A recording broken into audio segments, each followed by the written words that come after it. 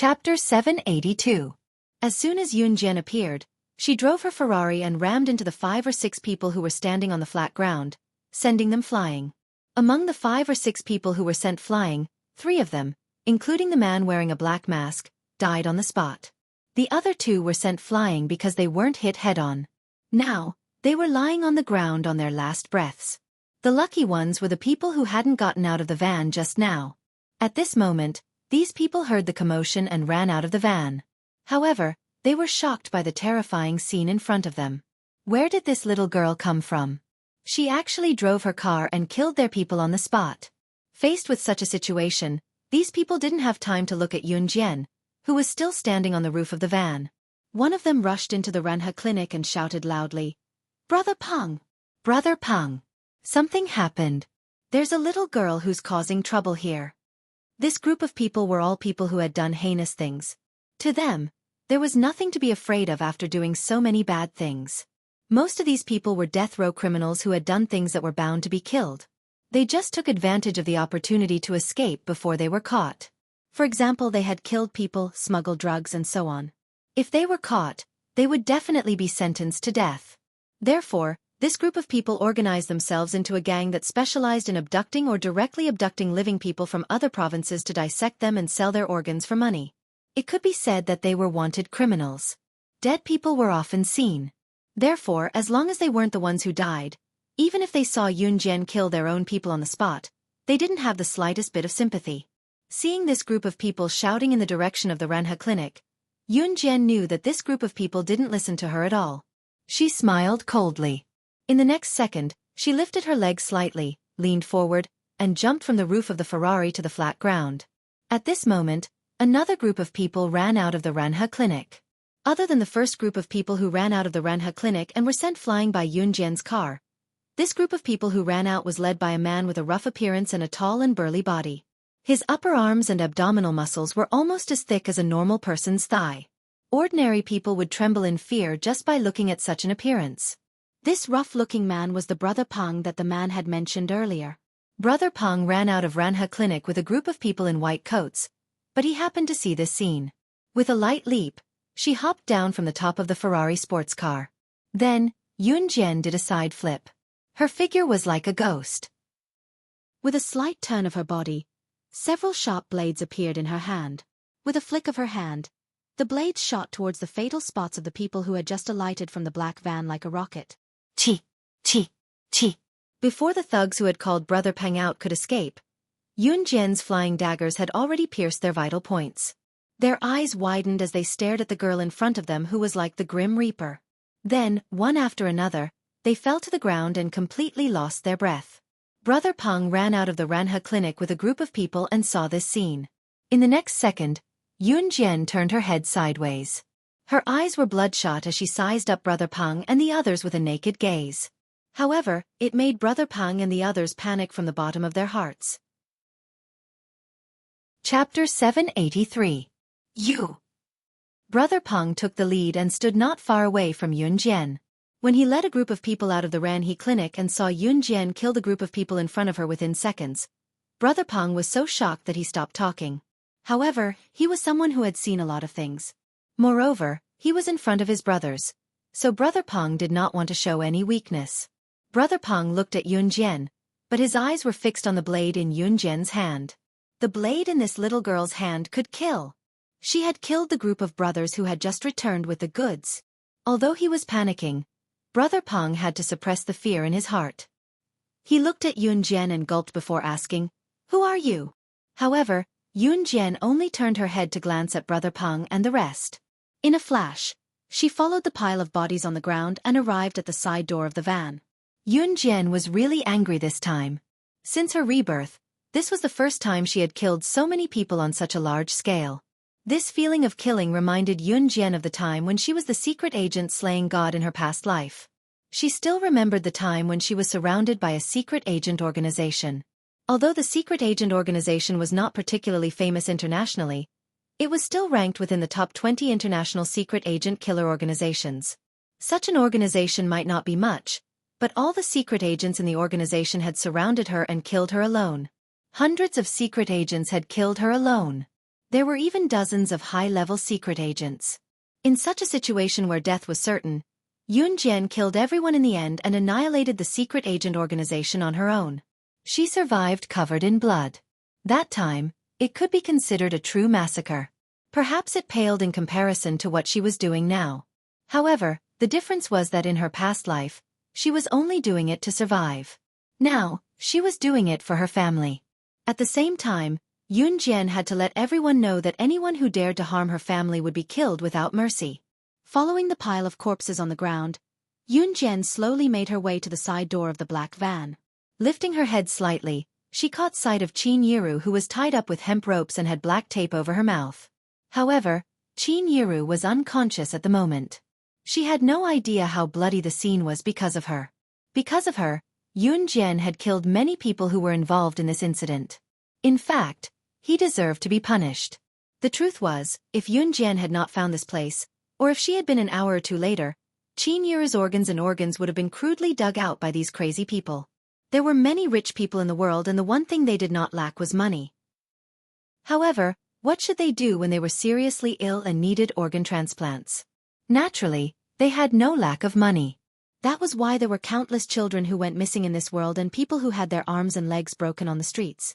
Usually, the organs of those who were kidnapped were sold at a high price by people like Brother Peng to those seriously ill rich people to save their lives. Of course, if they were lucky enough to survive after their organs were taken away, these crazy people would cripple them and put them on the streets to attract the pity of a lot of people. They would then ask for money. After their organs were squeezed dry, they would be thrown on the streets to beg for money. These were all things that happened in the real world. If Yun Jian did not save Qin Yiru before this group of people took action, Qin Yiru would only end up dead. This group of people had never thought of letting Qin Yiru go. Therefore, when she fell into Yun Jian's hands, Yun Jian would not let them go. Chapter 784. Yun Jian completely ignored Brother Peng and the others who were standing in front of Ranha Hospital. She stepped onto the van and lifted Qin Yiru out of the van. Although Qin Yiru was heavier than Yun Jian, she wasn't particularly heavy. Using the butterfly knife in her hand, Yun Jian quickly untied the hemp rope and the black tape on Qin Yiru's mouth. Then, she lifted Qin Yiru to the side door of the van. Then, she placed Qin Yiru's hand on her shoulder. Yun Jian lifted the foot that had just stepped onto the side door. She turned around and lifted Qin Yiru onto her back.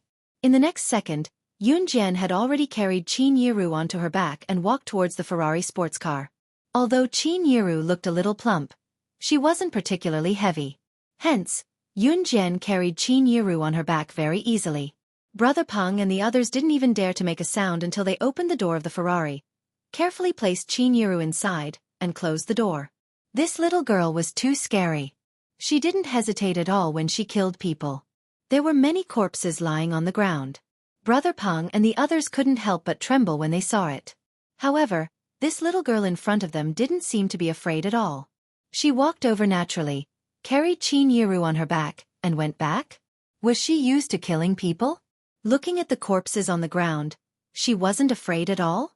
Brother Peng and the others felt their scalps go numb. Although Brother Peng was very afraid, he couldn't help but relax when he thought about how his men had already slipped away from the back door to look for help. Furthermore, the help should be arriving soon. Brother Lin, who had been kicked off the roof of the Ferrari by Yun Jian, was still lying on the ground, pretending to be dead. Yun Jian carefully placed Qin Yiru, who had already fainted, into her Ferrari sports car. Then, Yun Jian closed the side door of the Ferrari sports car. She turned around and suddenly took out a shiny butterfly knife from her pocket. The knife was like the Grim Reaper's scythe. When Yun Jian pointed the butterfly knife at Brother Peng and the others without a word, Brother Peng and the others panicked for no reason. "It's your turn." Yun Jian's red lips moved.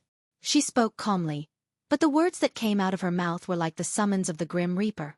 It made the group of fake doctors who were no longer afraid of blood after harvesting human organs tremble. "Brother Peng, hasn't Zhang Sen found him yet? He had been gone for so long. What should we do?" A person who was dressed like a doctor standing behind Brother Peng asked in a panic when he saw Yun Jian approaching them with the butterfly knife in her hand. Even if this group of people were stupid, they could tell what was going on. It wasn't hard to see through the entire situation. It was obvious that the new goods that they had kidnapped was Qin Yiru. It was Yunjian's mother. Of course, they would start a massacre when they kidnapped her mother. However, Brother Peng and the others had never encountered such a situation. Just this little girl, she actually had the ability to kill everyone here. She's over there. Hurry over. Just as Yunjian was about to reach Brother Peng and the others, and Brother Peng and the others were about to fight to the death with Yunjian, a male voice suddenly rang out. Zhang San. Zhang San is back. The man standing behind Brother Peng shouted in surprise. Reinforcements had arrived. Yunjian narrowed her eyes and looked towards the source of the voice.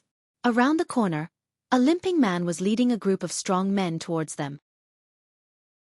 Chapter 785. The limping man who led a group of people over was Zhang San, who ran out from the back door to look for help. Behind him was a group of gangsters. This group of people looked ferocious. Among this group of gangsters, the man who led them was blind in one eye. That blind eye looked very different from a normal eye. At this moment, the blind man was leading a group of people towards them. This man was the boss of a gang in the southern province, but not the #1 gang in the southern province. Everyone in the underworld called him One-Eyed Wolf, but no one knew his real name. Boss Wolf, you're here.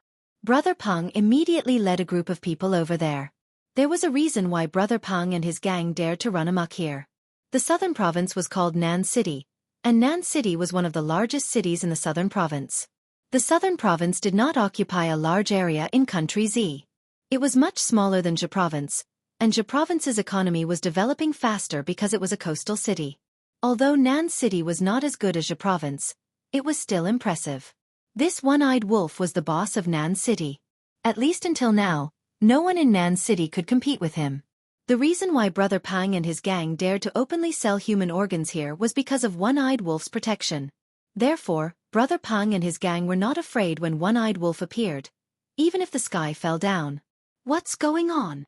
One-Eyed Wolf scanned the scene and saw a large number of corpses on the ground. His eyebrows twitched, and he asked Brother Peng while gritting his teeth. It's her, she killed our brothers.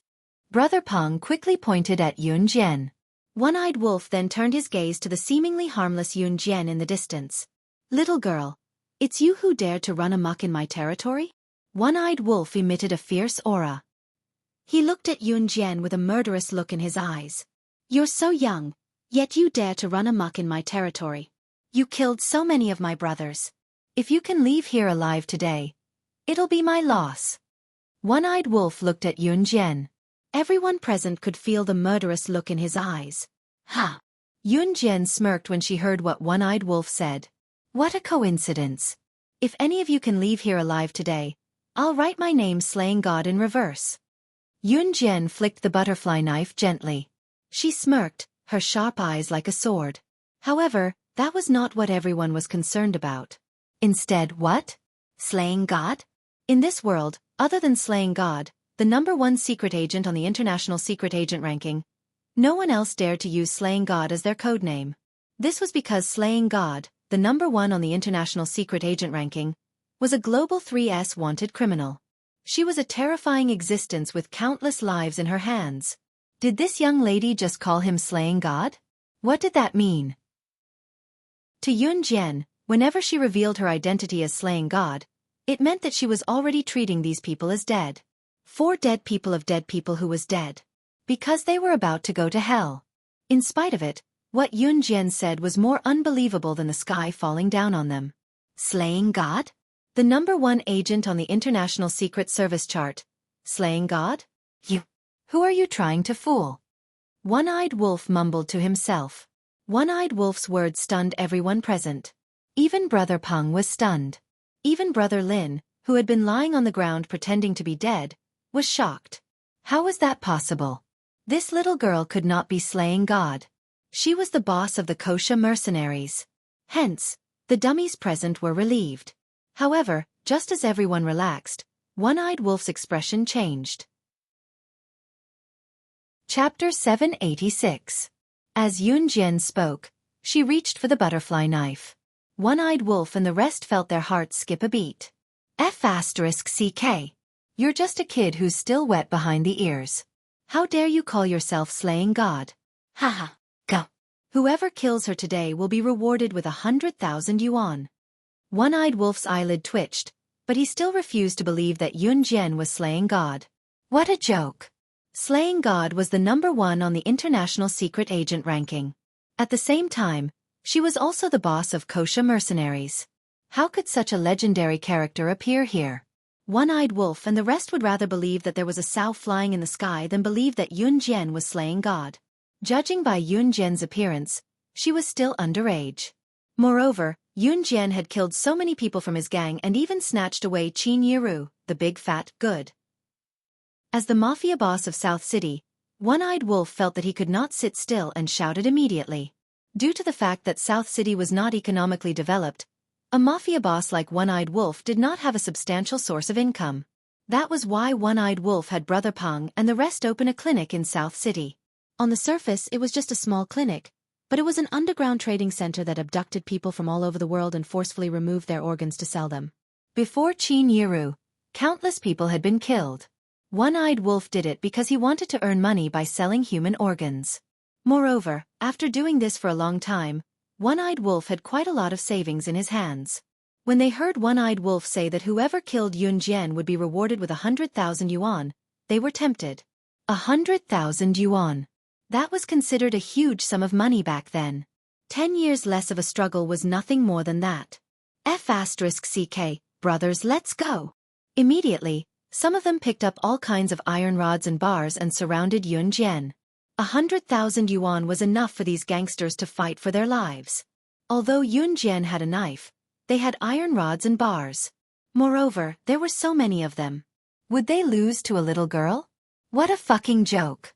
Just as the group of men charged toward Yun Jian, waving their metal rods with murderous intent, Yun Jian's eyes lit up. Yun Jian did not budge from where she stood. It wasn't until the person running in front waved his iron rod at Yun Jian that Yun Jian moved. She dodged to the side and kicked the man to the ground. At the same time, Yun Jian bent her body slightly. She swung the butterfly knife in her hand at lightning speed. As she bent her body slightly, the knife in her hand seemed to have a life of its own. It moved fiercely, and this knife directly pierced the person's vital point. Killed in one move. This group of people deserved to die, because everyone here was the mastermind behind the trafficking of human organs. How many people's families were broken because of them? How many innocent people died because of them? If the people here were to be arrested by the police, they would not be able to escape death. After Yun Jian stabbed the first person who wanted to kill her to claim credit, her bloodshot eyes appeared again. Seeing that the first person was killed by Yun Jian in one move and had no chance to react, the group of people who rushed towards Yun Jian stopped in their tracks and ran back. I've said it before. No one can leave this place alive. All of you must die. Yun Jian's eerie voice came from behind everyone. Then, One-Eyed Wolf and the rest who were standing far away could only feel a shadow sweeping past them. Wherever it passed, a large number of people would fall. That little girl was simply a demon. Seeing his subordinates fall to the ground one by one, One-Eyed Wolf felt fear. It was also then that One-Eyed Wolf recalled how Yun Jian referred to herself earlier. Slaying. Slaying God. She's really slaying God. She's really slaying God. Chapter 787. Just as One-Eyed Wolf said that, Yun Jian had already stabbed the last person who had charged at her but turned to flee. At this moment, her body was also covered in blood. The blood belonged to the people who had turned to flee.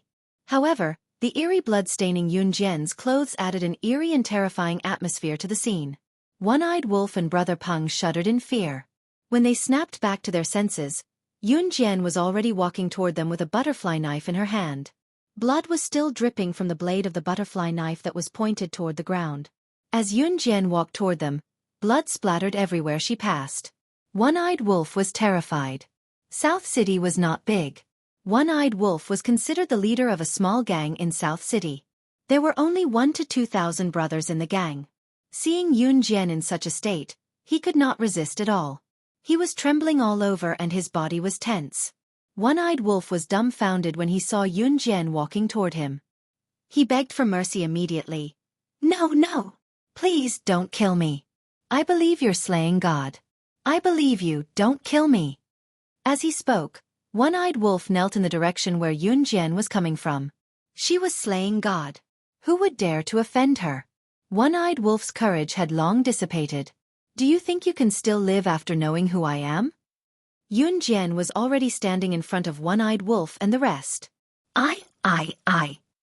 Just as One-Eyed Wolf spoke, Yunjian's saber was already thrusting down. Before One-Eyed Wolf could even react, she had already stabbed him to death with a single stab. Naturally, Brother Peng was not spared when One-Eyed Wolf was dead. When Brother Peng and the rest saw Yunjian's horrifying killing technique, their first thought was to run.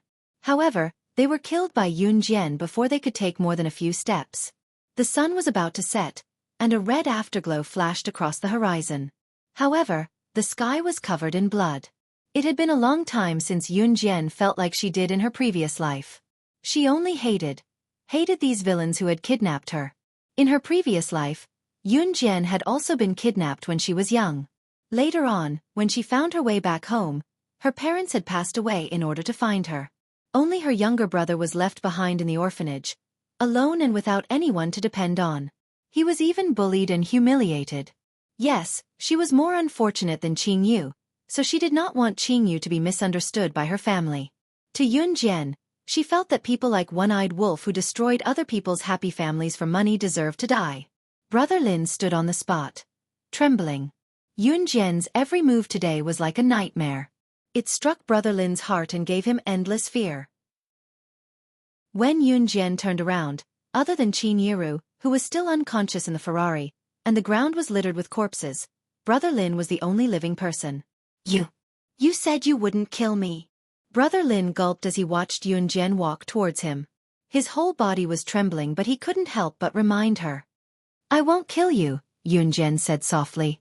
Her soft whisper, coupled with the sky that was about to turn dark and the atmosphere that was littered with corpses, sent chills down one's spine.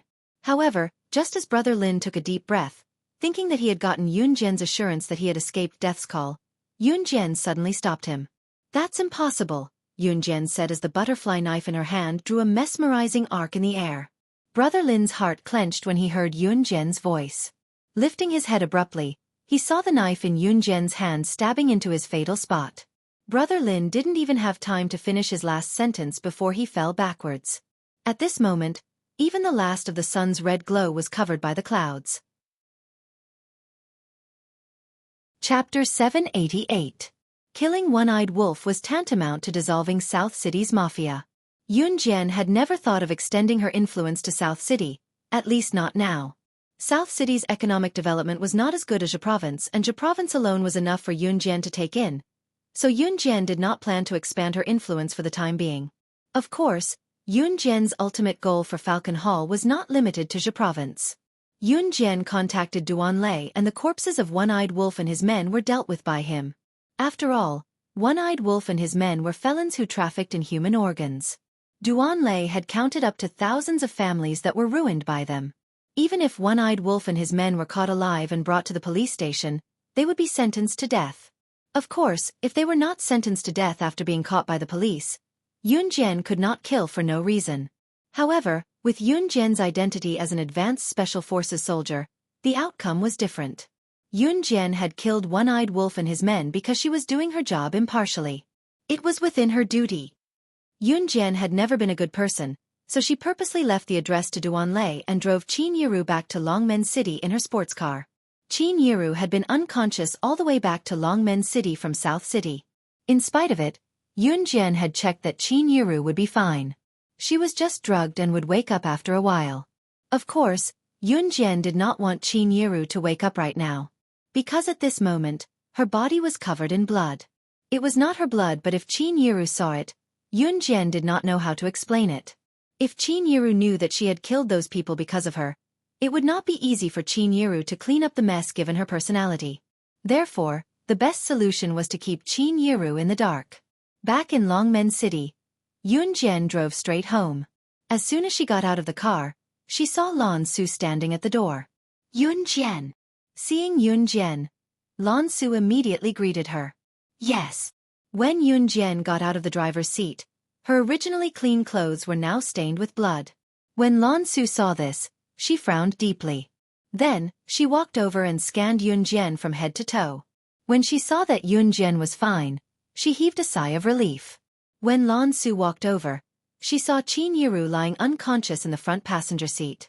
Seeing that Yun Jian was fine, she decided to open the front passenger door. "Is Auntie okay?" Lan Su opened the door and asked. "I'm fine." Yun Jian turned her head slightly and said to Lan Su, "Help me take my mother to her room. I'm going to take a shower and change into clean clothes." If anyone saw Yun Jian in her current state, they would definitely be suspicious. Lan Su nodded. As Yun Jian walked into the house, Lan Su suddenly remembered something and told Yun Jian, "Yun Jian, Uncle Gu and your brother are still outside looking for Auntie. I'll give them a call." Yun Jian paused and went back into the house. She called Gu Junjian and found that Gu Junjian and Yun Yi were together. When Qin Yiru was in trouble, Gu Junjian, who knew about it after he got home, ran out to look for her without even changing out of his military uniform. As he searched, he did not find her but found Yun Yi instead. A single call from Yun Jian and both of them rushed home. When Yun Jian went downstairs after taking a shower and changing into clean clothes, she saw Gu Junjian and Yun Yi standing downstairs. Chapter 789. Gu Junjian had never been as scared as he was today. When he first came home and heard that Qin Yiru was missing, he didn't even have time to change out of his military uniform before he ran out to look for her. Gu Junjian had never experienced the feeling of searching aimlessly on the streets without knowing where the person he was looking for was. However, it was also the most terrifying experience that Gu Junjian had ever experienced. Gu Junjian had even planned to violate the military rules and use his authority to look for her. It was then that his phone rang. It was Yun Jian who called him. "Mom will wake up soon." Yun Jian pursed her lips and went downstairs. "Okay." Hearing Yun Jian's words, not only did Gu Junjian heave a sigh of relief, even Yun Yi felt the same. Dong Wan had already started work. She didn't know what had happened here, and Ce had already brought Mo Sen back to the Kosha mercenaries. Yun Jian's words were the most reassuring. No one asked where Yun Jian found Qin Yiru, because they all believed that Yun Jian could handle this matter herself. At 8 or 9 o'clock in the evening, Qin Yiru woke up as expected. At this moment, everyone was surrounding Qin Yiru's bed. Qin Yiru opened her eyes groggily. The first thing she saw was the crowd surrounding her. She had just woken up and was startled, obviously startled by the commotion. Why are all of you here?" Qin Yiru was supported by Yun Jian to sit at the head of the bed. She leaned against the wall and asked in shock. "We." Yun Yi was about to speak, but Yun Jian reached out and tugged at the corner of her shirt. "Mom, I found you collapsed on the side of the road on my way to the market. You scared us." Yun Jian explained. She did not intend to tell Qin Yiru the truth. At this moment, Yun Jian also knew that Qin Yiru must have fainted on the spot when she was walking back from the market. That was why Yun Jian explained it this way. When Yun Yi and the others heard Yun Jian's words, they were only slightly stunned. Then, they quickly reacted and helped Yun Jian lie. Even if Yun Jian didn't tell them the whole story, they could tell that something dangerous must have happened to Qin Yiru when Qin Yiru was drugged. It was better for Qin Yiru, the person involved, to not know about such a dangerous matter. Qin Yiru also nodded. She was unconscious when she was unconscious, so she did not suspect anything. "Mom, drink some water to moisten your mouth first," Yun Jian said as she handed a glass of water to Qin Yiru. Fortunately, nothing serious happened in the end, and this matter was over. No one mentioned it, so Qin Yiru really thought that she had just fainted. Qin Yiru was fine, but Yun Jian and Gu Junjian had to take measures to prevent such a thing from happening again. Yun Jian planned to buy Qin Yiru and Yun Yi a cell phone so that they could contact each other easily. Moreover, as long as Qin Yiru and Yun Yi had a cell phone with them, Yun Jian could track the exact location of the cell phone through a computer program.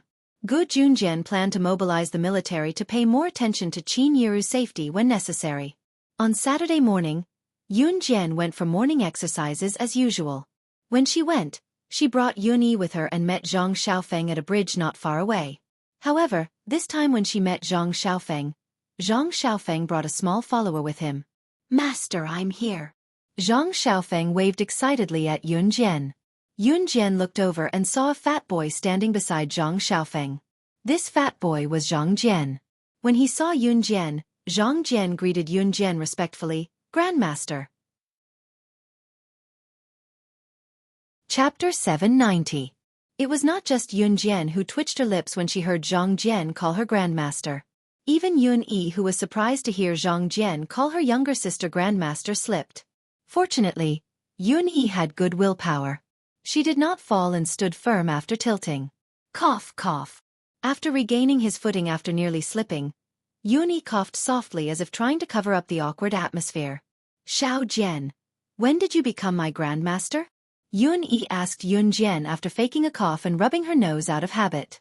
Not long ago, of course. Heh.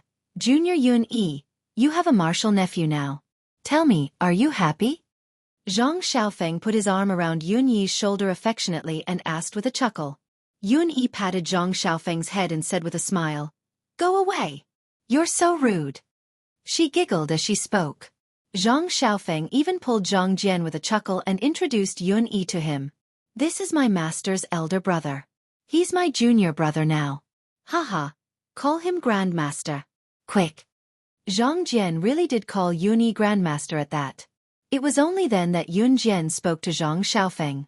You're almost recovered from your fever? Are you sure you didn't turn stupid from the fever? Actually, Zhang Xiaofeng was almost fully recovered on Friday. Yun Jian was purely joking when she said that. Haha, no, I'm great, master. Zhang Xiaofeng answered with a grin. Then bring your disciple along for the morning exercise, Yun Jian said and led the group to run around the city. Little Fatty, let's go. Little Fatty was a nickname Zhang Xiaofeng gave Zhang Jian. Then, the group of people followed Yun Jian. After running a lap around Longmen City, Yun Jian, Zhang Xiaofeng, and Yun Yi were already used to it, only sweating a little. However, it was different for Zhang Jian, whose body fat was almost squeezed into a pile. Zhang Xiaofeng almost suffocated from following Yun Jian's footsteps. Only now did he realize why Zhang Xiaofeng, who was beaten up by him last semester, had become so powerful this semester. This was simply devilish training. After taking a walk in the morning, Yun Jian went home to take a hot shower and change into a clean set of clothes when she was about to go out in the afternoon. After the new year, spring came. When the sun was high in the sky during the day, it was as hot as summer. Of course, it wasn't summer yet. The temperature was rising, but it didn't feel as hot as summer. It was said that spring and autumn were the most perfect seasons. However, in Jia province, there were 4 seasons in a year. This was an unchangeable weather phenomenon. Yun Jian changed into a set of clean clothes after her shower. She wore a pink tight-fitting top. Since the sun was high in the sky today, Yun Jian only wore a top and a pair of pants. Qin Yiru bought the clothes for her. She said that girls should wear more pink clothes. Of course, Yun Jian would not reject the clothes that Qin Yiru bought for her, not even once. Gu Junjian treated his comrades to dinner tonight. To put it bluntly, it was because of his marriage with Qin Yiru that he was treating his comrades to a meal in advance. Therefore, Yun Jian wore something more festive. It was also her first time wearing a pink outfit in both her lives. She wore a pair of tight-fitting pants that were tight enough to outline the perfect curves of her slender thighs, giving people an irresistible visual impulse. Xiao Jian, you're the only one left. We should go. Qin Yiru's voice came from downstairs. Chapter 791.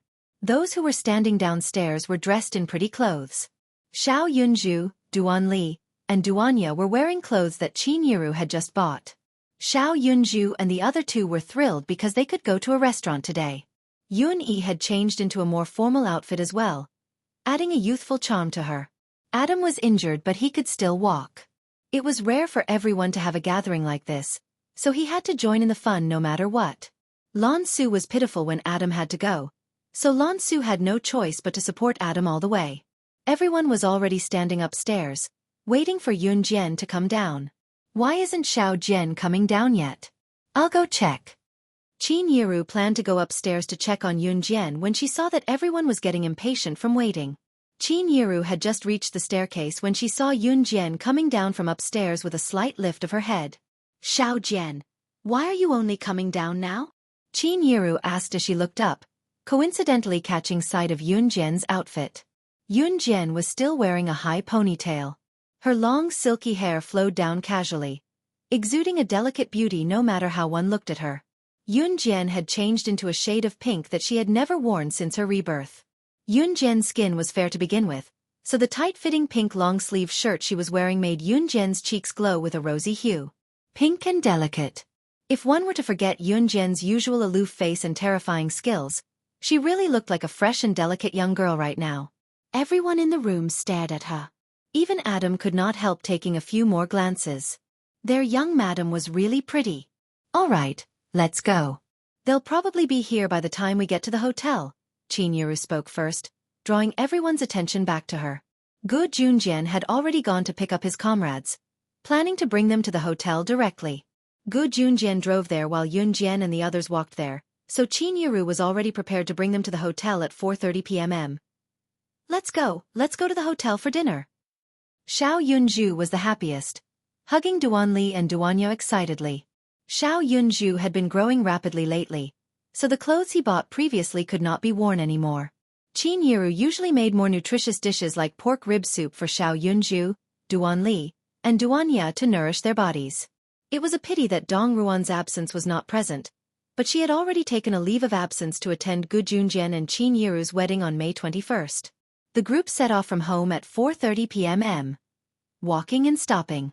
Because Adam was with them, they slowed down. However, Adam's body had recovered a lot after his serious injury, so he did not walk very slowly. At least, he walked at a normal speed. During this time, Lan Su only supported Adam slightly. By the time they reached the hotel, it was already past 5 p.m. Golden Sparkle Hotel. Yunjian had been to this hotel before, and at this moment, there were a few middle-aged men who looked as handsome as Gu Junjian standing at the entrance of the Golden Sparkle Hotel. These people were none other than Gu Yunjian's comrades. Seeing Yunjian and the others walking over, Gu Junjian smiled and asked, "What took you so long? We've been waiting for you for a while." "I thought you wouldn't come so early." Qinyiru smiled and explained. Chapter 792. The man with thick eyebrows, a square face, and average-looking features was Gu Yunjian's best comrade, Dong Weigua. Gu Yunjian's comrades were not from Zhe province, but from all over the country. Gu Junjian had gotten to know them when he was young. Gu Junjian had been a good-looking man when he was young. He had attended military school since high school. Gu Junjian had joined the military after he graduated from high school and university. Gu Junjian had only gotten to know these comrades after he parted ways with Ai Guoxuan. Gu Junjian had still been training in the military when he got to know these comrades. Later on, Dong Weigua and a few other comrades became Gu Yunjian's friends. However, Gu Junjian had been transferred back to Zhe province, so he had lost contact with these comrades for a period of time. With the advent of the information age and the introduction of mobile phones into the market, Gu Junjian and his comrades were treated well in the military despite being busy with work. Therefore, it was not surprising that Gu Junjian and his comrades had been able to buy a mobile phone. Gu Junjian had kept in touch with his old buddies after he got his hands on a mobile phone. As for today's treat, it was because Gu Junjian and his comrades couldn't make it to his wedding, so they had something to do in the army. Gu Junjian had called them over to treat them in advance since they were free today. It was a form of friendship between former comrades. "You idiot! Of course this is your sister-in-law." A man beside Dong Weigua smacked his head with a grin. He then turned to look at Qinyiru and greeted her with a smile. "Hello, sister-in-law. I'm Brother Ji's underling. Brother Gu had taught me a lot when we were in the military in Shenqing. You can just call me Xiao Luo." Shenqing was where Gu Yunjian's military training had been stationed. It was also in Shenqing that Gu Junjian had gotten to know his comrades. "Hello. Hello." Qinyiru didn't know how to greet them, so she smiled and waved at them. This man called Qinyiru, who called himself Xiao Luo, was 38 years old this year. He was the youngest member of Gu Yunjian's team, even younger than Qinyiru. His real name was Yu Xiaoluo. The rest of them also greeted Qinyiru. After Gu Yunjian's comrades finished greeting each other, it was Qinyiru's turn. "This is my daughter, Yunjian, and this is my son, Yun-yi." Qinyiru introduced them to each other. Gu Yunjian's comrades also knew that Gu Junjian and Qinyiru were both married for the second time, and they each had their own families. When Qinyiru introduced the people behind her one by one, Gu Yunjian's comrades also looked at Yunjian and Yun-yi. When it came to second marriages, if the other party had children, some children of the other party would not agree to their parents remarrying for the second time. Basically, children were not willing to see their biological parents find other people to start a family after their divorce. Therefore, Gu Yunjian's comrades looked at Yunjian and Yun-yi with some worry. After all, Gu Junjian and Qin Yiru were married, and they would definitely get along with Yunjian and Yun-yi in the future. Therefore, whether or not they could get along well with each other was a point that Gu Yunjian's comrades were very concerned about. Gu Junjian was their brother, and they would only be comfortable if their brother was happy. Little girl, how old are you? Therefore, Dong Weigua turned to look at Yunjian and asked as if he was testing her. Chapter 793. After listening to Yunjian's cold and concise words, Dong Weigua exchanged glances with his teammates. Look, this child of Gu Yunjian's wife really didn't want her mother to be with Gu Junjian. They had only asked her one question, but she didn't even bother to complete the sentence, I'm 16 years old. How could a young lady who didn't care show such an attitude? Haha, so she's a 16-year-old girl. She's really pretty. She's in junior high now, right? Yu Xiaoluo was younger, so he didn't have the same thoughts as Dong Weigua and the others. Dong Weigua and the others were going to be married to Gu Junjian for the second time. And this second marriage was with a family.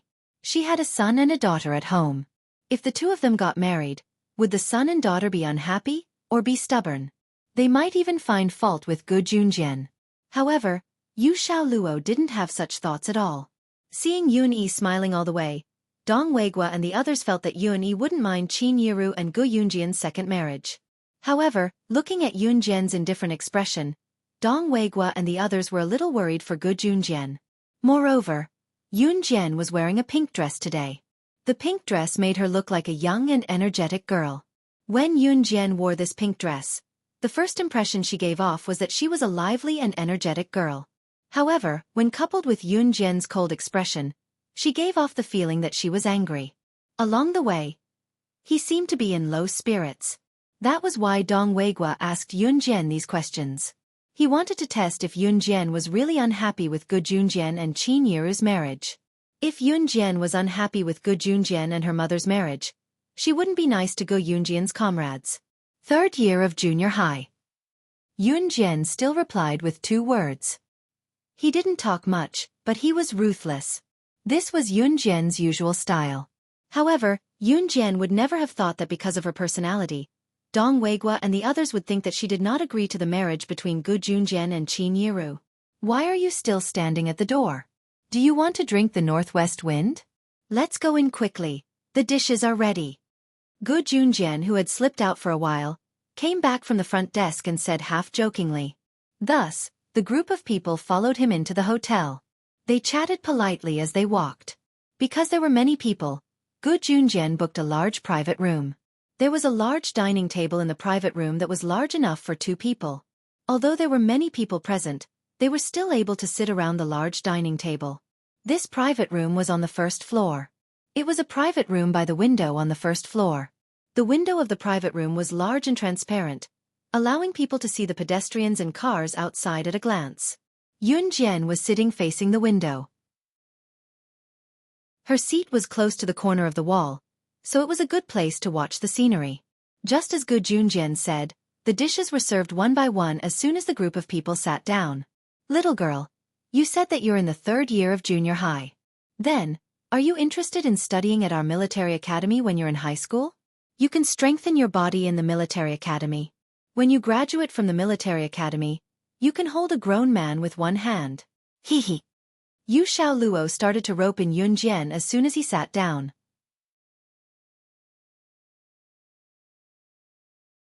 Chapter 794. Upon hearing Gu Yunjian's words, Gu Yunjian's comrades were slightly taken aback. Asking Yunjian to go to Yu Xiaoluo's military academy after graduating from junior high? Yu Xiaoluo was the instructor at Min City's military academy. The military academy in Min City was the one that the other 6 members of Team Monarch had gone to. It had been a while since Chu Ning and the rest had started school, so they must have settled down at the military academy. Although Yu Xiaoluo was rather handsome and his skin was tanned due to years of exposure to the sun, his facial features were still quite good.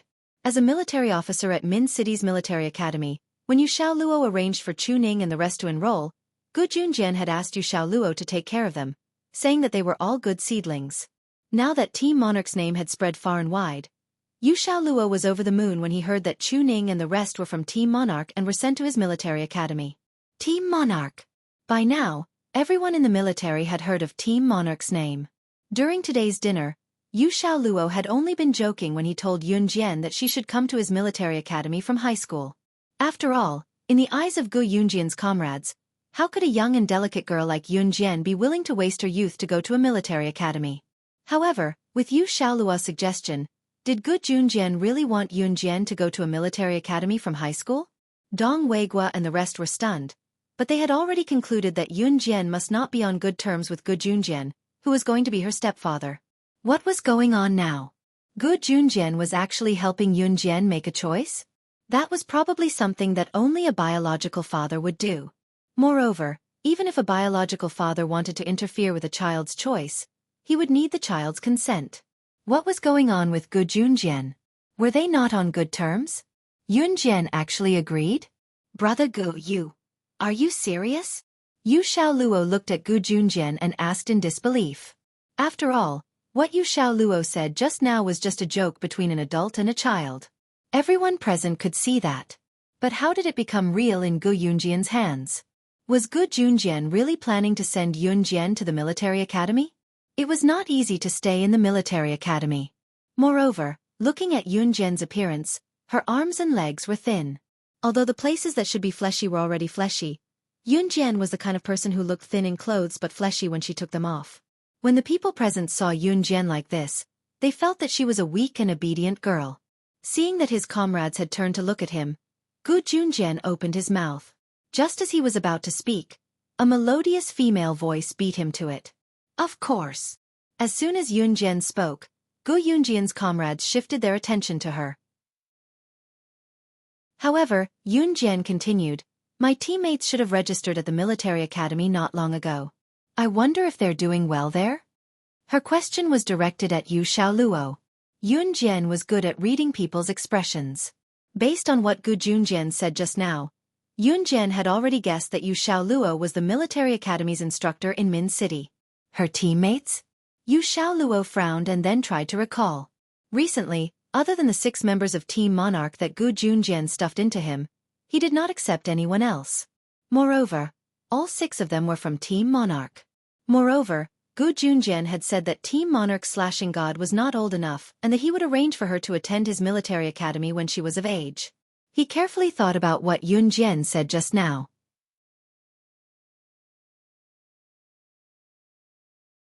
Chapter 795. Once Yu Xiaoluo said that, Dong Weigua and the others widened their eyes. Qin Yiru's daughter who was about to marry Gu Junjian was slashing god of Team Monarch? The slashing god who led Zhe province's military to annihilate Inferno Ring? Just like the rumors said, slashing god was really young. Yu Xiaoluo and the others were already aware of this. However, no one told them that slashing god of Team Monarch was Qin Yiru's daughter who was about to marry Gu Junjian. How could such an outstanding talent become Gu Yunjian's stepdaughter? Yu Xiaoluo was only joking when he told Yun Jian to enroll Yun Jian in their military school. Who would have thought that it would actually come true? What's the fuss about? Sit down. Gu Junjian chided Yu Xiaoluo with a half-chuckle before pulling Yu Xiaoluo who was sitting beside him back to his seat. Did Xiao Jian's slashing god of Team Monarch really scare you? Look at all of you, heh. Gu Junjian could not help teasing his comrades when he caught them in the act. As he spoke, Gu Junjian picked up a piece of lotus root with his chopsticks and swallowed it with a grin on his face. He looked extremely smug. Yun Jian had become his bragging right now. Yun Jian was his subordinate to begin with, but now, she was his daughter. Although she was not his biological daughter, Gu Junjian had already treated Yun Jian, Yun Yi, Xiao Yunju, the other 3, and Ce as his own descendants. My goodness, brother Gu. You've taken slashing god as your daughter without a word. You're really something. Yu Xiaoluo was sitting beside Gu Junjian. As he spoke, he reached out and patted Gu Yunjian's arm lightly. Dong Weigua and the others were stunned as well. Qin Yiru, Yun Yi, and the others did not know what slashing god of Team Monarch was, but they knew that she must be amazing based on Yu Xiaoluo and the others' reactions. Qin Yiru was proud of Yun Jian. When they found out that Yun Jian was slashing god of Team Monarch, Yu Xiaoluo and the others kept staring at Yun Jian and asking her all sorts of questions. They looked like a bunch of old kids who had bumped into their idol. In fact, that was the truth. Yun Jian could be considered as a prodigy at a young age. To achieve what she did was something that Yu Xiaoluo and the others could not achieve even in their lifetime. Just when the atmosphere was joyous and harmonious, a person suddenly ran in through the door of the private room. "Who's there? Did you go the wrong way?" Yu Xiaoluo immediately stood up and said. Yun Jian, Qin Yiru, and Yun Yi looked up and saw the person running in. "Uncle!" Yun Yi called out in surprise when she saw who it was. It was none other than Yun Jian and Yun Yi's biological father's elder brother, Yun Zhang. He was also Qin Yiru's ex-husband, Yun Gang's biological elder brother. Why was he here though? Or perhaps why did he come here? Just as the group wondered, Yun Zhang had already rushed to Yun Jian, Yun Yi, and Qin Yiru and told them, "Yiru Xiao Jian, Xiao Yi, I'm really out of ideas. That's why I'm here to beg you. Xiao Jian, Uncle knows that you're a good girl, a capable one. You've set up new crews at such a young age. Your dad's really in big trouble now. He went to Zhe province's biggest casino to gamble and lost. He can't pay back his debt and now they're here to collect the debt, saying that they're not only going to kill him, they're going to kill our whole family too. Uncle can think of another way but Yaya's still young. She's only in junior high." Chapter 796. Yun Zheng's sudden arrival made the faces of the few people present somewhat awkward. Especially Gu Junjian. It was because Yun Zhang was Qin Yiru's ex-husband's elder brother. Today's gathering was held for Gu Junjian and Qin Yiru's upcoming wedding, but Qin Yiru's ex-husband's elder brother had barged in halfway. What was going on? In spite of it, everyone present was more or less shocked when they heard what Yun Zhang said. Gu Junjian knew about Qin Yiru's family background in the past as he had heard about it from Qin Yiru back then. Dong Weigua and the others, on the other hand, were clueless.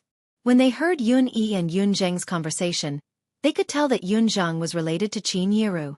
However, Yun Zheng's arrival had left a bad first impression on everyone present.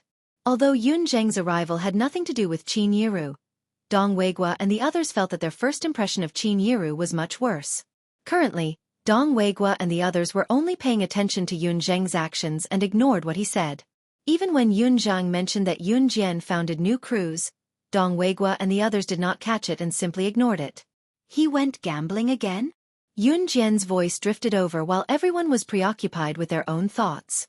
Yun Jian had already shifted her gaze to Yun Zhang. A glint seemed to be reflected in her penetrating gaze, drawing everyone's attention to her involuntarily. It's the debt from gambling before the new year. I didn't expect him to gamble again. He went to the biggest casino in Zhe province too. Now that the people from the casino are here, he's been taken away. We don't have the money to pay it back. Those people said that if we can't gather the money in 3 days, they'll kill him and our entire family. They even said that they'll sell Yaya to the brothel to pay off the debt. Xiao Jian, I'm begging you to save Yaya. She's innocent.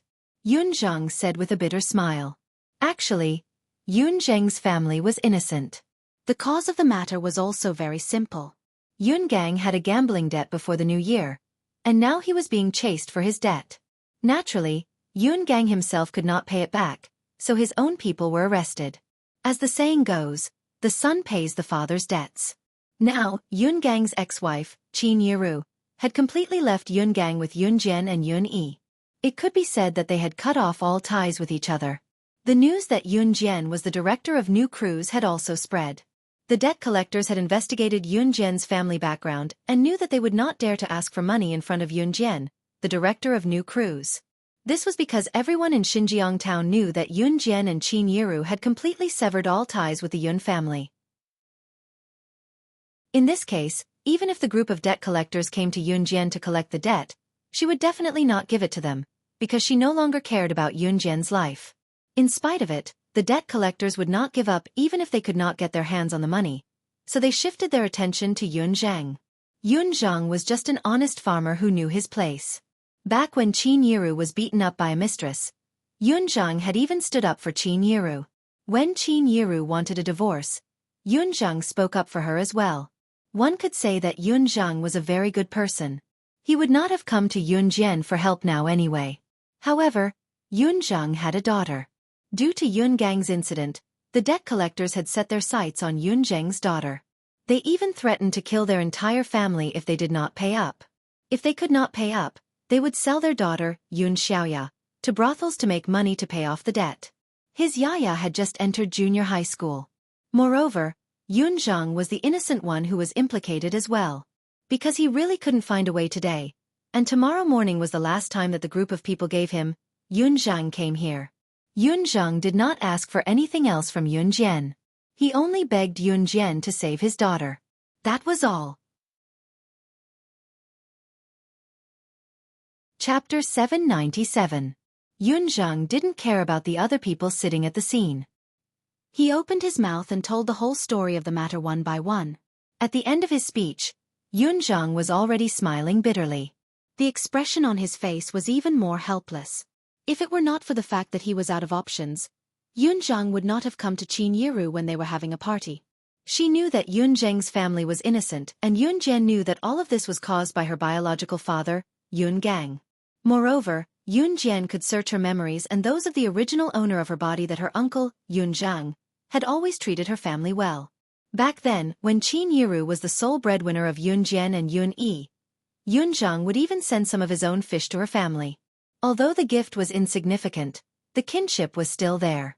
Unlike Yun Gang, who did not care about his own family matters. Xiao Jian, I'm really at my wit's end, that's why I'm begging you. I'm really begging you, save Yaya. She's my life, she's still so young. Yun Zheng thought that Yun Jian was unwilling to help him when she did not reply for some time. As Yun Zheng spoke, he was shaking all over. As he spoke, he slowly knelt down toward where Yun Jian was. As the saying went, kneel to the heavens, the earth, and your parents. However, Yun Zheng was really out of options. Due to Yun Gang's involvement, the deadline set by the debt collectors would be here soon. Yun Zheng's family was just farmers. How could they fork out so much money? Those people were asking for a total of 500,000 yuan. Was this not asking for Yun Zheng's life? In spite of it, Yun Zheng would rather die than watch his daughter being sold to a place like that. Seeing that Yun Zheng was about to kneel to her daughter, Qin Yiru could not help rushing over to stop Yun Zheng, who was about to kneel to Yun Jian. Brother, what are you doing? Qin Yiru asked as she pulled Yun Zheng, who was about to kneel to Yun Jian. Although Qin Yiru and Yun Gang were divorced, Yun Zheng was still the one who helped her when Qin Yiru was at her lowest. Qin Yiru would remember this favor for the rest of her life. Therefore, Qin Yiru treated Yun Zheng as her biological brother. Seeing him kneel to Yun Jian now, Qin Yiru could not bear it. This bastard. I thought he's changed for the better, but he went gambling again. Qin Yiru closed her eyes. She no longer had feelings for Yun Gang, but they had been married for decades. It was impossible to say that she did not care. However, from Qin Yiru's words, it could be heard that she was completely disappointed in Yun Gang. When everyone heard this, especially Gu Junjian and Gu Yunjian's group of comrades, they could not help but sympathize with Qin Yiru's past situation and experiences. They sympathized with Yun Zheng for having such a brother. For a moment, Dong Weigua and the others who had a lower opinion of Qin Yiru because of Yun Zheng all sympathized with Yun Zheng and regained their opinion of Qin Yiru. Mother ***, these bastards want to kill people in front of the People's Liberation Army. Dong Weigua slammed the table and stood up. He looked at Yun Zheng and guaranteed, "With me here, I'll see what those hooligans dare to do to you." As soon as Dong Weigua spoke, the other comrades of Gu Junjian all stood up to speak. At this moment, Yun Jian's voice was clearly heard. "You don't have to do anything. This is my family's matter." As Yun Jian spoke, she stood up and turned to look at Yun Zheng. "Nothing will happen to anyone in your family." Speaking of this, her eyes sharpened. "But Yun Gang, I once said that his life and death have nothing to do with me." Chapter 798. She was just a little girl. How could she say such harsh words? No matter what, Yun Jianchong was her biological father, right? How could she say that Yun Gang's life and death had nothing to do with her? Yun Jian had indeed said this before. Yun Gang's life and death had nothing to do with her. Yun Jian had already saved Yun Gang's life back then. She had also said that Yun Gang's life and death had nothing to do with her. Yun Jian was a person of her words. However, Yun Jian's behavior was very different from what she had said. Especially Dong Weigua and the others. In the beginning, Dong Weigua and the others thought that Yun Jian did not agree to the marriage between her mother and Gu Junjian. After all, if the child had an unbreakable bond with her biological father, after the parents divorced, if the mother wanted to remarry and wanted to have a child, the child would definitely be displeased. However, Gu Yunjian's group of comrades had guessed wrong. They were ridiculously wrong. When Yun Jian heard that something had happened to her biological father, not only was she not frightened, but she even said that his life and death had nothing to do with her. This was the first time Dong Weigua and the others had seen a little girl like Yun Jian. Therefore, at this moment, their hearts were fiercely shocked. Yun Gang was his younger brother. Although Yun Zheng did not want anything to happen to Yun Gang, he had no choice in this situation. It was already very good that Yun Jian was willing to help his family. A good gathering was interrupted before it started, but the people present did not say anything. Xiao Yunzhu and the other two continued to eat their own food. "I will help you solve this matter," Yun Jian said. Then she turned to look at Yun Zhang and asked him, "Uncle, have you had dinner?" Yun Jian had agreed to help him solve this matter, so Yun Zhang's heart was a little relieved. Not yet. Yun Zhang's heart still had a lingering fear, but compared to his helplessness before, his emotions seemed to be much more stable now. "Sit down and have dinner together. I will ask the waiter to bring you a set of cutlery," Qin Yiru said as she called Yun Zhang to sit down together. In the end, Yun Zhang couldn't take it anymore.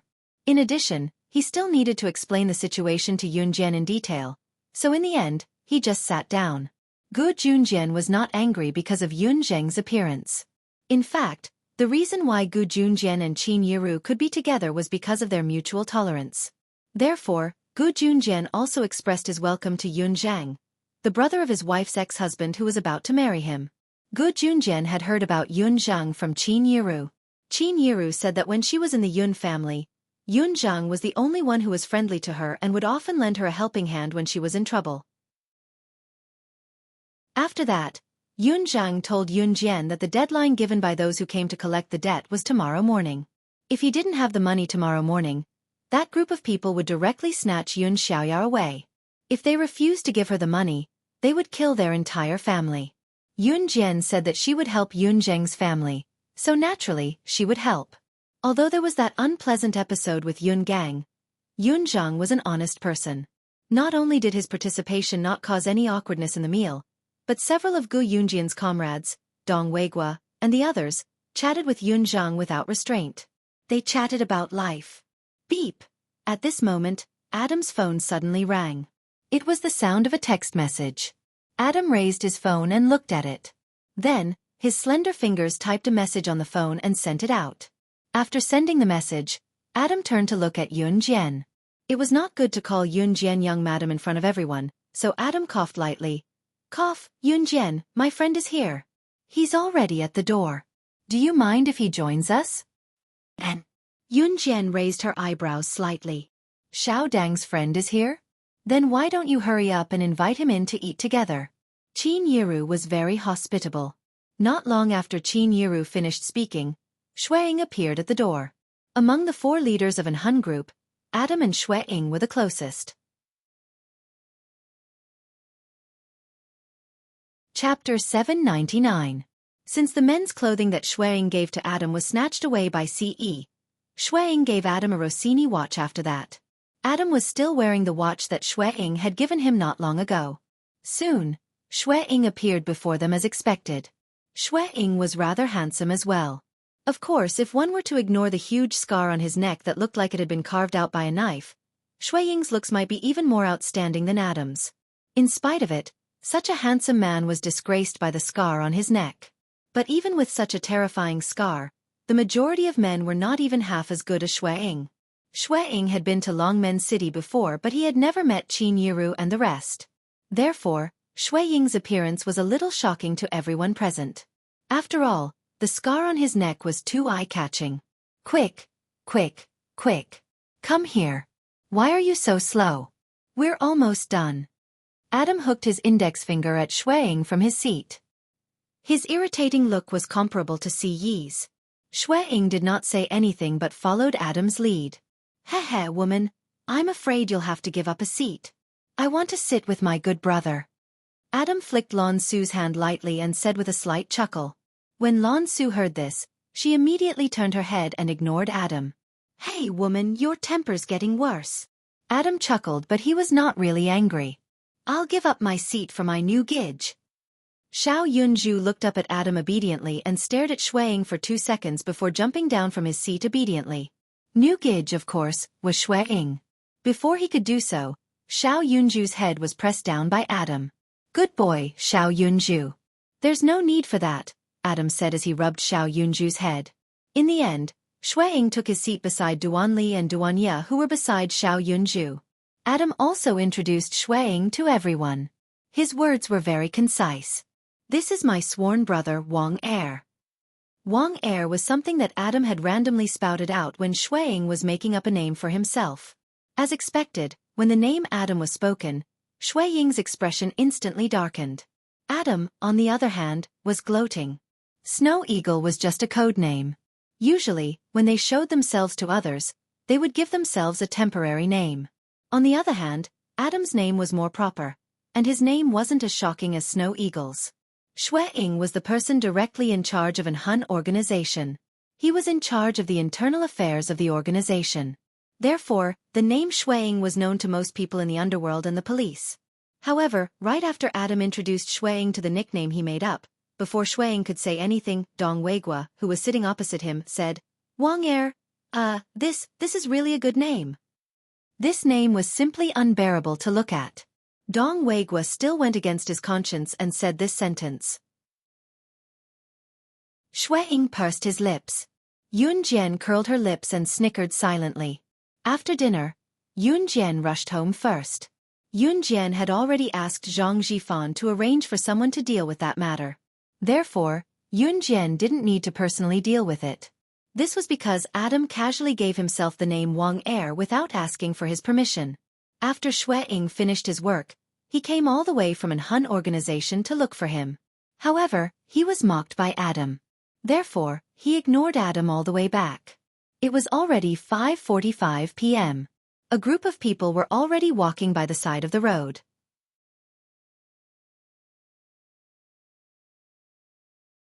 Chapter 800. Zhang Xiaofeng basically did not call Yun Jian, but Yun Jian, Zhang Xiaofeng, and Chen Sini had saved each other's numbers. In 1999, the age of the internet was gradually entering the market. Rich tycoons had cell phones in their hands, and even the daughters and young masters of wealthy families had cell phones in their hands. When Qin Yiru first found out that Yun Jian had a cell phone, she was also slightly shocked. After all, a cell phone was something that she could not even imagine owning in the past. However, if even new crews belonged to Yun Jian, what else was impossible? Therefore, Qin Yiru accepted it as a matter of course. Yun Jian was suspicious, but she quickly picked up the phone. Before Yun Jian could speak, Zhang Xiaofeng's voice came from the other end of the phone. At that moment, Zhang Xiaofeng's voice was laced with a hint of irritation as if he did not know what to do. Master, I can't get through to Sini's phone. I've already called her 20 times and it's been ringing for almost 20 minutes, but she's still not picking up. I heard that you met a talent scout at the school gate yesterday. She left happily at 5 p.m. today and even said that she didn't want me to accompany her. Then, I made an appointment with her to call me when she arrived at Beiguang Model Agency to let me know that she's safe. However, she still didn't call me at 5:30 p.m. I panicked and kept calling her, but she's not picking up. Zhang Xiaofeng's voice trembled slightly. He tried his best to calm himself down as he explained everything clearly to Yun Jian. Although Zhang Xiaofeng and Chen Sini usually bickered, he still cared a lot about Chen Sini during critical moments. Can't get through to her? Yun Jian immediately stopped in her tracks and frowned when she heard Zhang Xiaofeng's explanation. Yes, master. I don't know what to do. Do you think something will happen to Sini like the last time? Ba. There's no such thing. Master, Sini told me this morning that you know who the talent scout is. I'm worried about her. Can you help me find her? Zhang Xiaofeng was about to go crazy. This kind of entertainment company had a lot of inside stories. When some talent scouts tried to recruit newcomers to their companies, there would be all kinds of unspoken rules. Zhang Xiaofeng had repeatedly warned Chen Sini not to go alone, but she refused to listen. Therefore, Zhang Xiaofeng asked Chen Sini to call him when she arrived. However, after Chen Sini left, she didn't call Zhang Xiaofeng. On the other hand, Zhang Xiaofeng called Chen Sini more than 20 times, but Chen Sini did not answer any of them. This made Zhang Xiaofeng very anxious. It was then that Yun Jian recalled that Zhao Zhengmin who came to recruit her was a little strange. In spite of it, Yun Jian did not think much of it back then. Moreover, Yun Jian was not a mind reader, so she had no idea what Zhao Zhengmin was really thinking. Xiao Jian, what's wrong? Qin Yiru turned to look at Yun Jian when she stopped. Everyone was strolling on the streets as they had a full dinner, which helped with digestion. Mom, I have to go out for a bit, Yun Jian told Qin Yiru after she got Zhang Xiaofeng to stay where he was and wait for her. With that, Yun Jian sprinted to a small path on the side without even bidding farewell. Yang. When Adam saw Yun Jian running to the path, he wanted to call out to Yun Jian to tell her that their young master was about to return to Longmen City, but Yun Jian was already gone. This child is really... Qin Yiru could not help shaking her head and sighing as she watched Yun Jian disappear. Chapter 801. After hearing Gu Yunjian's words, Qin Yiru didn't care anymore. She leaned against Gu Junjian and continued to walk with the others. Meanwhile, Yun Jian was rushing towards Zhang Xiaofeng's place as fast as the wind. Yun Jian ran towards the address Zhang Xiaofeng gave her. She saw Zhang Xiaofeng on the side of a big road. Other than that, there was another person standing beside Zhang Xiaofeng. This person was Zhang Jian from their class. Originally, after Chen Sini left with Zhao Zhengmin, who claimed to be a talent scout, Zhang Xiaofeng and Zhang Jian went to Zhang Xiaofeng's uncle's taekwondo dojo to practice. Every Saturday, other than lunchtime, Zhang Xiaofeng would diligently train at the taekwondo dojo alone. Today, since Chen Sini said that she didn't need him to accompany her, he naturally went to the taekwondo dojo to practice. Of course, now that Zhang Xiaofeng had accepted Zhang Jian as his disciple, he might as well bring Zhang Jian along on Saturday. This way, he wouldn't be lonely. However, after waiting for a long time at the taekwondo dojo, he still didn't get a call from Chen Sini. Zhang Xiaofeng was a little anxious, so he called Chen Sini's phone first. However, after the call was made, no one picked up. Zhang Xiaofeng was a little suspicious, but he didn't think that something had happened. However, after calling more than 20 times, Chen Sini still didn't pick up. Zhang Xiaofeng was anxious. He hurriedly ran out with Zhang Jian and called Yun Jian while running. Before Chen Sini left, she had told Zhang Xiaofeng that no matter what happened, when she arrived at Beiguang Model Agency, she had to call Zhang Xiaofeng to keep in touch. However, Chen Sini didn't call and couldn't pick up. What did this mean? Master, what should we do? When Zhang Xiaofeng saw Yun Jian, he immediately ran over with Zhang Xiaofeng. At this time, Zhang Xiaofeng was so flustered that he was speechless. When he was talking to Yun Jian on the phone just now, Zhang Xiaofeng was quite scared at that time, but he still pretended to be calm and explained the ins and outs of the matter clearly. Don't worry, Yun Jian said as she took out her phone and called the Kosha Mercenaries Intelligence Unit. The last time Qin Yiru went missing, it was a personal matter. The Kosha Mercenaries Intelligence Group would not keep an eye on everyone. But this time, Yun Jian wanted to investigate Beiguang Model Agency. Just as Yun Jian asked, the intelligence group provided the address and sent all the information about Beiguang Model Agency to Yun Jian's phone. It's at number 67, Xueqi Road, East Street, Longmen City. It'll take about an hour to get there from here. Is there a car? Yun Jian looked up to ask Zhang Xiaofeng. Zhang Jian, who was standing aside, was dumbfounded. It was because he did not know where Beiguang Model Agency was that Zhang Xiaofeng called Yun Jian and was at a loss. But how did his Grandmaster Yun Jian find out the exact location of Beiguang Model Agency with just a phone call? Yes, my house is nearby. I have a Santana sedan, Zhang Xiaofeng said. Lead the way. Run. Yun Jian knew that there was no time to waste, so she spoke. Zhang Xiaofeng caught on quickly and so did Zhang Jian. When the three of them arrived at Zhang Xiaofeng's house, Zhang Jian, who finally caught up with them while panting, suddenly thought of a problem. The three of them were underage. Who would drive? Master, the key. Zhang Xiaofeng dashed into the house to retrieve the key and tossed it to Yun Jian. Get in, Yun Jian said and got into the driver's seat. Zhang Jian got into the car with Zhang Xiaofeng in a daze. Chapter 802. The moment Yun Jian stepped on the accelerator and the car sped off, Zhang Jian's chubby face was blown out of shape by the wind because the car window was rolled down. Zhang Jian felt an unprecedented speed like he was riding a roller coaster in an amusement park. His heart almost stopped beating from the shock.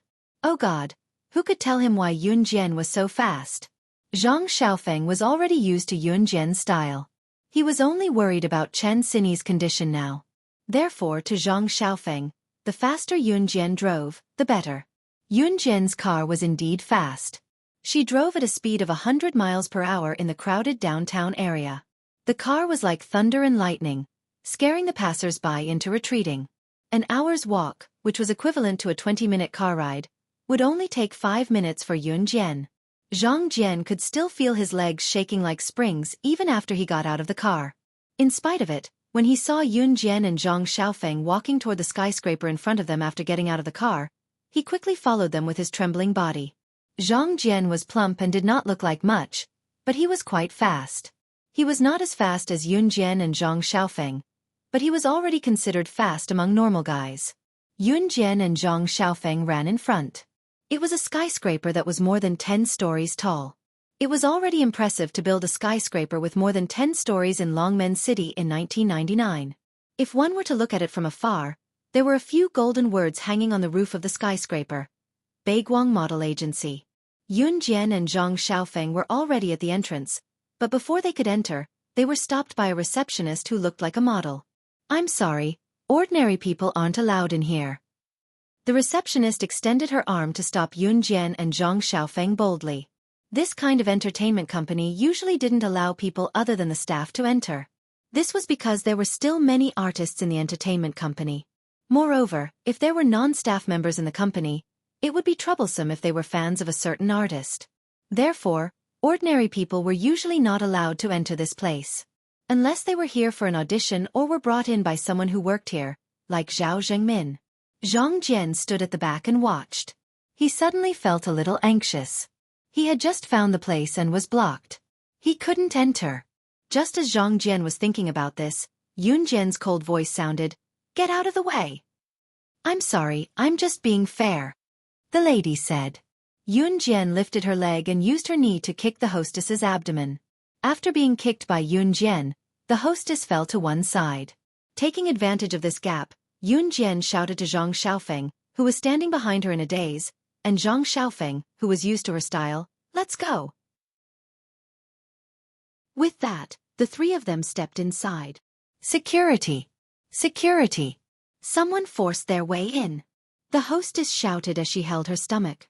Her tone towards Yun Jian just now was neither cold nor warm. Now that she was kicked, she hated Yun Jian even more. For a place like Baiguang Model Agency, they naturally hired a lot of staff and security guards. They were afraid that troublemakers would come looking for trouble. Therefore, in a short while, a large group of tall and strong security guards appeared in front of Yun Jian and the other two. "Where did this little girl come from? How dare you cause trouble here? Get out of here!" The leader of the security guards shouted at Yun Jian. At the same time, he waved the stun baton in his hand.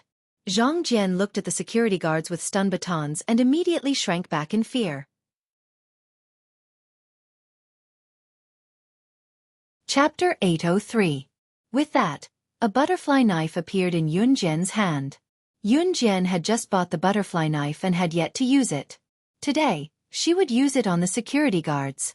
F***CK. Zhang Jian could not help but exclaim softly when he saw Yun Jian pulling out a knife. However, he quickly reacted. Yun Jian was prepared. She had a knife with her at all times. This made Zhang Jian proud. His grandmaster was indeed the killing god of Team Monarch. Even her posture was so cool. However, Zhang Jian still glanced at Yun Jian worriedly. Although Yun Jian had a butterfly knife in her hand, The security guards had electric batons in their hands. These batons were electrified. As long as it came into contact with a power source, although it would not kill the person who was hit would feel a strong electric shock. After that, the person would feel numb and weak all over, losing the ability to move in an instant. Even if Yun Jian was superhuman, she would not be able to avoid this. Therefore, Zhang Jian was still very worried. Moreover, there were so many security guards. With so many security guards surrounding Yun Jian, no matter how powerful Yun Jian was, there was no guarantee that she would not be hit, right? Just as Zhang Jian was thinking about this, one of the security guards growled, F***CK, this young lady even has a knife. Isn't she looking for trouble?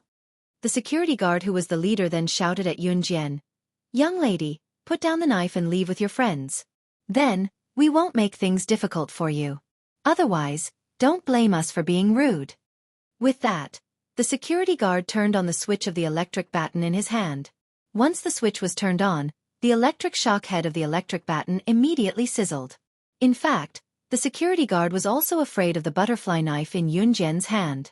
After all, if Yun Jian were to stab randomly, there were only a few security guards present. He could easily get stabbed. Moreover, it was not easy to find a job. The security guard's salary was very low. If he were to lose his life for such a meager salary, would it not be worth it? Therefore, the security guard turned on the power switch of the stun baton in his hand. His purpose was to intimidate Yun Jian and Yun Jian so that they could leave on their own. We will not leave. Unless you hand over my cousin. Zhang Xiaofeng glared at the group of security guards in front of him. He was so angry that his teeth itched and his whole body trembled. At the thought that something might have happened to Chen Sini, Zhang Xiaofeng felt a lingering fear. He also hated himself for not coming with Chen Sini. If something bad really happened to him, then how was his cousin going to live? The leader of the security guards immediately knew what was going on. Their company's talent scouts loved to abduct beautiful and gullible girls to come over for auditions.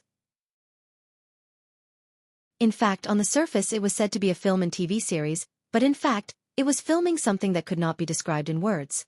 Moreover, there were unspoken rules in the company that everyone was aware of.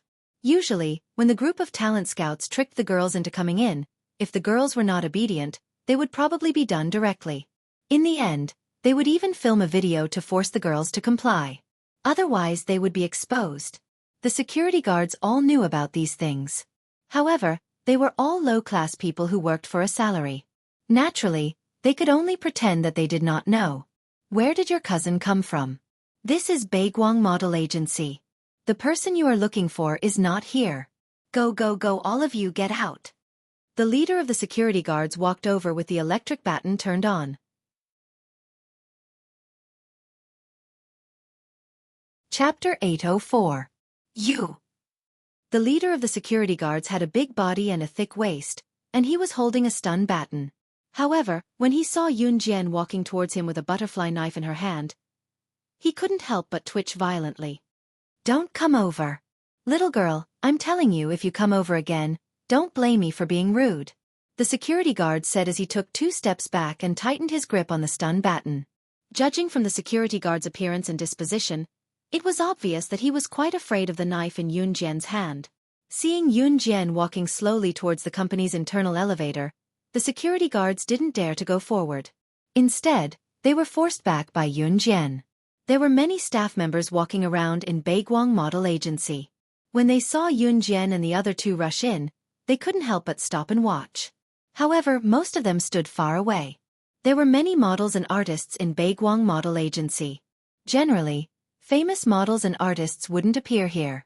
Therefore, those who could stand and watch were mostly unknown people. At this moment, these people were all standing far away. Everyone was watching the situation from afar. Some of them were even faintly shocked. Many of the unknown models and artists present were tricked into the agency like Chen Sini and were forced to sign the contract. Therefore, these people stood far away and watched Yun Jian holding the knife slowly walk towards the security guards who had begun to retreat and surrounded Yun Jian and the other 2 in a semicircle. It wasn't hard to see that Yun Jian and the other 2 were here to look for someone. The 3 people's friend was most likely a little girl who was tricked into the agency like some other models and artists. Although Yun Jian was holding the knife and forcing the security guards to retreat, Yunjian only had one knife in her hand. The security guards were holding stun batons in their hands. As long as someone was touched by them, they would lose all their strength. Did this little girl really have the ability to dodge the stun batons in the hands of these security guards? This little girl is so pretty. It's a pity that she's brainless. How dare she come to Baiguang and cause trouble? It's not like no one has come to cause trouble before, but every time, they were all beaten up and chased out. Some staff members were already standing in the distance and whispering to each other. Isn't that so? How can anyone who enters Baiguang leave? In the end, he was still forced to be naked. A soft conversational voice could be heard. The voice paused for a moment, then continued gossiping to the people around him. I heard that a little girl came to Baiguang a while ago, right? She thought that we could really shoot movies and dramas here, but in the end, she was so desperate that she had to take off all her clothes to film. The words that followed were self-evident.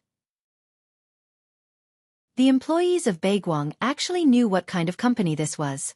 But even if they knew, for people like them who were paid, it was naturally better to avoid unnecessary trouble. They would not bother if they could. At this moment, the leading security guard waved to the other 4 security guards beside him. Obviously, Yunjian, who was standing at the front, seemed to be more difficult to deal with, so they planned to face Yunjian and the other 2 to deal with Yunjian. As for the other 2 security guards, they were going to subdue Zhang Xiaofeng and Zhang Jian respectively. The 2 security guards standing at the side pounced on Zhang Xiaofeng and Zhang Jian respectively. The 3 security guards in front waved their stun batons at the same time and ran toward Yunjian.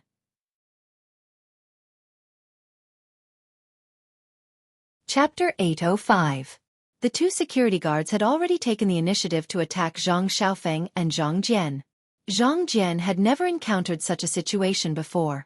If Zhang Jian was considered a bully in school, then he was nothing once he left school. Therefore, when he saw the 2 security guards surrounding them, Zhang Xiaofeng pulled Zhang Jian away and confronted the 2 security guards. Zhang Xiaofeng had learned martial arts from Yunjian for a long time. Although his current ability was not enough to fight against high-level Secret Service assassins, he could still deal with the 2 security guards. However, the main reason was that Zhang Xiaofeng did not have a weapon in his hand. Otherwise, the 2 security guards would not be able to do anything to Zhang Xiaofeng. Therefore, Zhang Xiaofeng could only use the method that Yunjian taught him to dodge the attacks of the 2 security guards. Zhang Xiaofeng planned to keep the 2 security guards from approaching him. He planned to wait until he found the weakness of the 2 security guards. Then he would attack and win with one move. Zhang Jian was pulled away by Zhang Xiaofeng, but he was very worried about Zhang Xiaofeng and Yunjian. Therefore he shouted, "Master Grandmaster, be careful." However, just as Zhang Jian shouted, he saw a figure in front of him. He saw that the 3 security guards who were approaching Yunjian were still slowly approaching Yunjian. At the same time, the 3 security guards had already turned on the electric batons in their hands. Just as the 3 security guards were carefully approaching Yunjian, Yunjian suddenly turned sideways and ran 2 steps towards the 3 security guards. After running 2 steps, Yunjian suddenly fell down. Zhang Jian almost wanted to cry out in alarm. However, it was also at this moment that Zhang Jian saw Yunjian's actions clearly. How was this falling down? Yunjian had just made a move of falling on her butt. However, before her butt touched the ground, she used her left hand to support herself on the ground. This left hand supported the ground and lifted Yunjian's entire body. Under the watchful eyes of Zhang Jian and the staff standing far away, Yunjian tilted the gravity on her left hand and stretched out her bent leg as fast as she could. At this time, the 3 security guards had just arrived in front of Yunjian. Before the 3 security guards could react, Yunjian had already stretched out her long legs and used her strength to hook the 3 security guards heavily onto the ground. As soon as Yunjian hooked the 3 security guards, she had already stood up and ran in the direction where Zhang Xiaofeng was struggling to deal with the other 2 security guards. As for the 3 security guards who tried to hit Yunjian with the stun baton, they fell to the ground with their heads hitting the ground. The 3 security guards were holding stun batons in their hands, and the stun batons were switched on. The moment the 3 security guards fell to the ground, their hands went limp, so the stun batons fell from their hands and the stun batons heavily hit their own bodies. ZZ, the 3 security guards were immediately hit by the stun batons. Their bodies went limp and they could no longer move.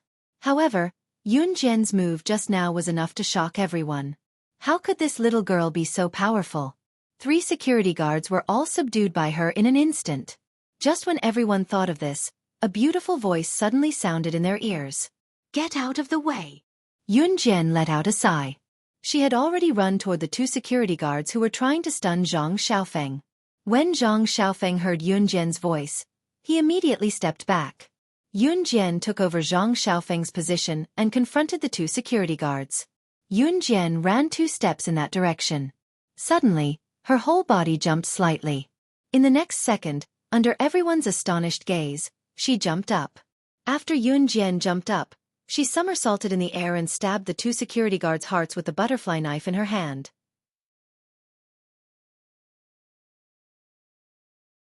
Chapter 806. Zhang Jian, including the staff who were watching from afar, was dumbfounded. This young lady is too amazing. She only used less than 10 seconds to take on 5 people alone. Just as everyone was in shock, one of the staff noticed the 2 security guards' chests. "Look at their chests." That's.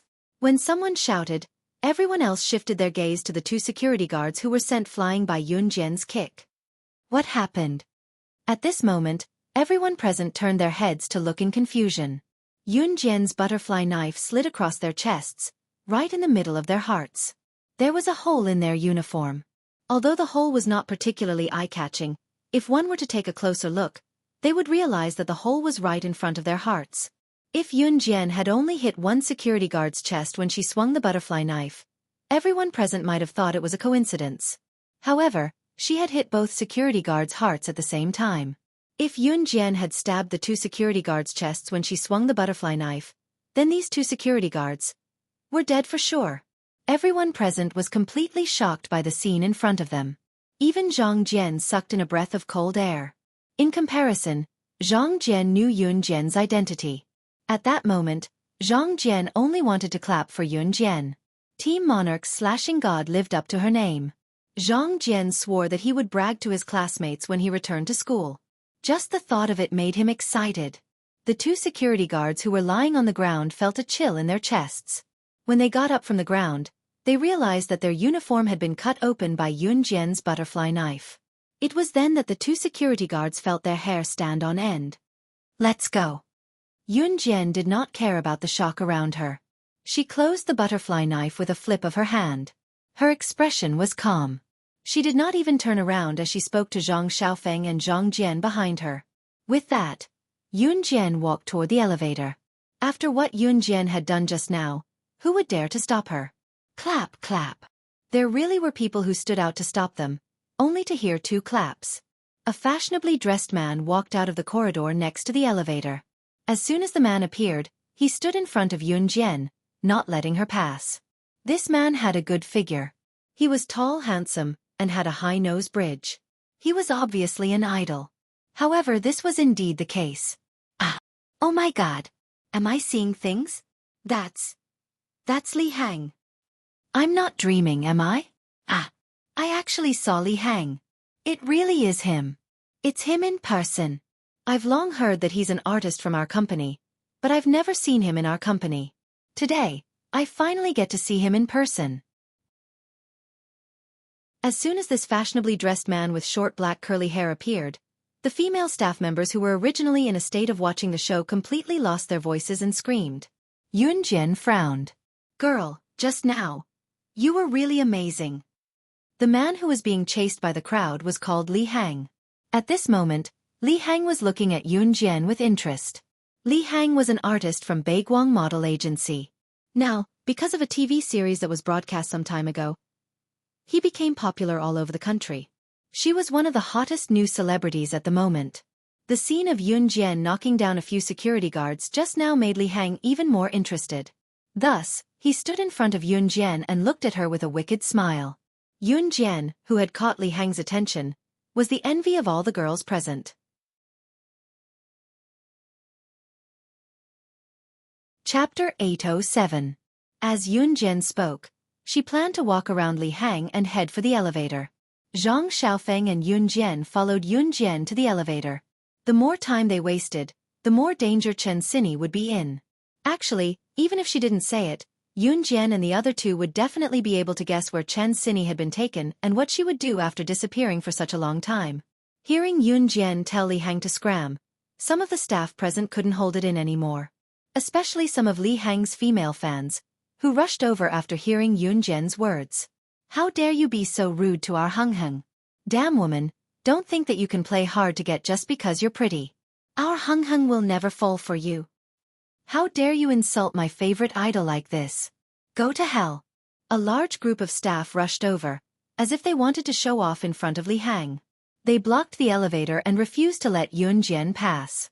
Yoon Jian was beautiful to begin with. Her fair and supple skin paired with her curvy figure that was perfectly proportioned.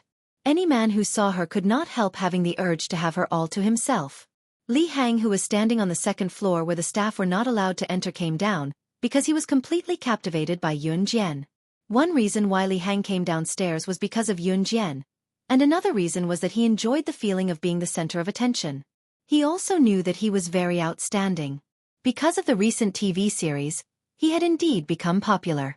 So when he saw Yoon Jian's actions just now, his interest was doubled, and he wanted to go downstairs and flirt with her. However, he didn't expect her to tell him to scram. Ever since he debuted, Li Hang had always thought that he was handsome. His facial features were surprisingly well-defined and manly, and he was the most popular look for girls. However, Yoon Jian actually told him to scram? This was a serious blow to Li Hang's self-esteem. A group of female staff members, who were also Li Hang's female fans, blocked Yoon Jian's path in order to express themselves. They didn't want to let Yoon Jian pass. Li Hang, on the other hand, felt that he looked very handsome as he ran his fingers through his hair. He walked up to Yoon Jian again and spoke to Yoon Jian. Hey little girl, I've seen too many of your tricks. Tell me, are you my fan? She probably came here to get my autograph too, right? You were too fierce just now. In order to get an autograph from me, you actually hit the guard. Heh, but since you're chasing me like this, I'll give you an autograph. As he spoke, Li Hang lazily took out a marker from his trouser pocket. He deliberately made this lazy pose, which caused many female fans present to scream. Little girl, where do you want to sign? Did he sign on your clothes? Li Hang said as he reached out his hand. He stared at Yoon Jian's voluptuous breasts for 2 seconds and was about to reach out to Yoon Jian. Just as Yoon Jian was about to make a move, a slender, fair, and well-defined hand grabbed Li Hang's hand that was about to touch the corner of Yoon Jian's clothes. Yoon Jian turned her head and saw that Xueqi had already appeared here.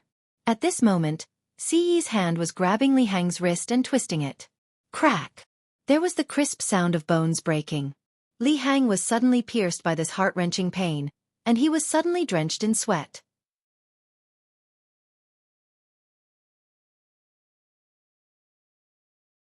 Chapter 808.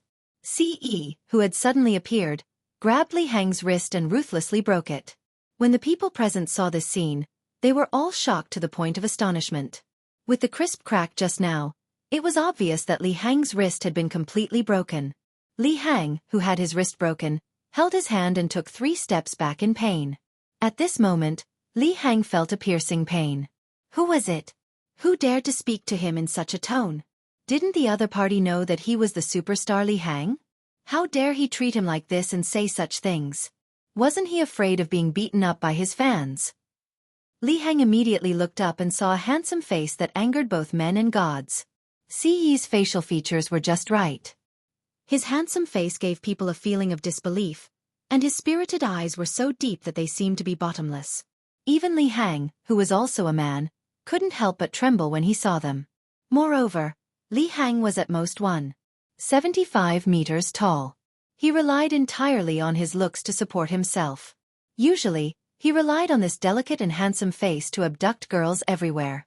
There were many male celebrities who were taller than Li Hang, but there weren't many celebrities who were more handsome than him. Therefore, with this handsome face that he thought was not bad, Li Hang also attracted a large number of female fans. Some time ago, he even made the headlines and became the target of everyone's adoration. Of course, this was all before he met Xueqi. If it was in the past, how could these female fans still sit still when they saw their idol's wrist broken? This was their idol. Just as these female fans raised their heads and were about to flare up, they saw Siyi's shockingly handsome face. For a moment, all the vulgarities that were about to come out of their mouths were all swallowed back down. Siyi and Li Hang weren't on the same level at all. Moreover, Siyi was not only half a head taller than Li Hang, but Siyi's appearance also surpassed 10 or 100 Li Hangs. This made Li Hang suffer a huge loss. This was especially true for Li Hang, who had always prided himself on his good looks. Now that he had suddenly met someone who was taller and more handsome than him, Li Hang's heart immediately sank to the bottom of the valley. In the entertainment industry, people were judged by their looks. You! Why are you here? However, before Yun Jian could finish her sentence, Siyi held her hand and led her to the elevator. Zhang Xiaofeng, who was behind them, was about to go crazy. When he saw Siyi holding Yun Jian's hand and walking forward, he hurriedly followed without a word. Zhang Jian also had eyes. Although he didn't know who Siyi was, he quickly followed her. As soon as Siyi appeared, he attracted the attention of most of the women. However, due to Siyi's cold expression and handsome face, which looked like he would kill anyone who dared to stop him, no one present dared to stop Siyi. When Siyi pulled Yun Jian over, the female fans who were blocking Yun Jian's way couldn't help but step aside and look at Siyi with infatuated eyes. Siyi! Li Hang glared at Siyi with hatred. At the same time, he looked at Yun Jian with infatuation as she disappeared into the elevator. At this moment, Yun Jian had already entered the elevator with Siyi. However, at this moment, Zhang Xiaofeng and Zhang Jian were still standing in the narrow elevator. As soon as they entered the elevator and the doors closed, Yun Jian said to Zhang Xiaofeng, who was standing by the elevator button, 5th floor.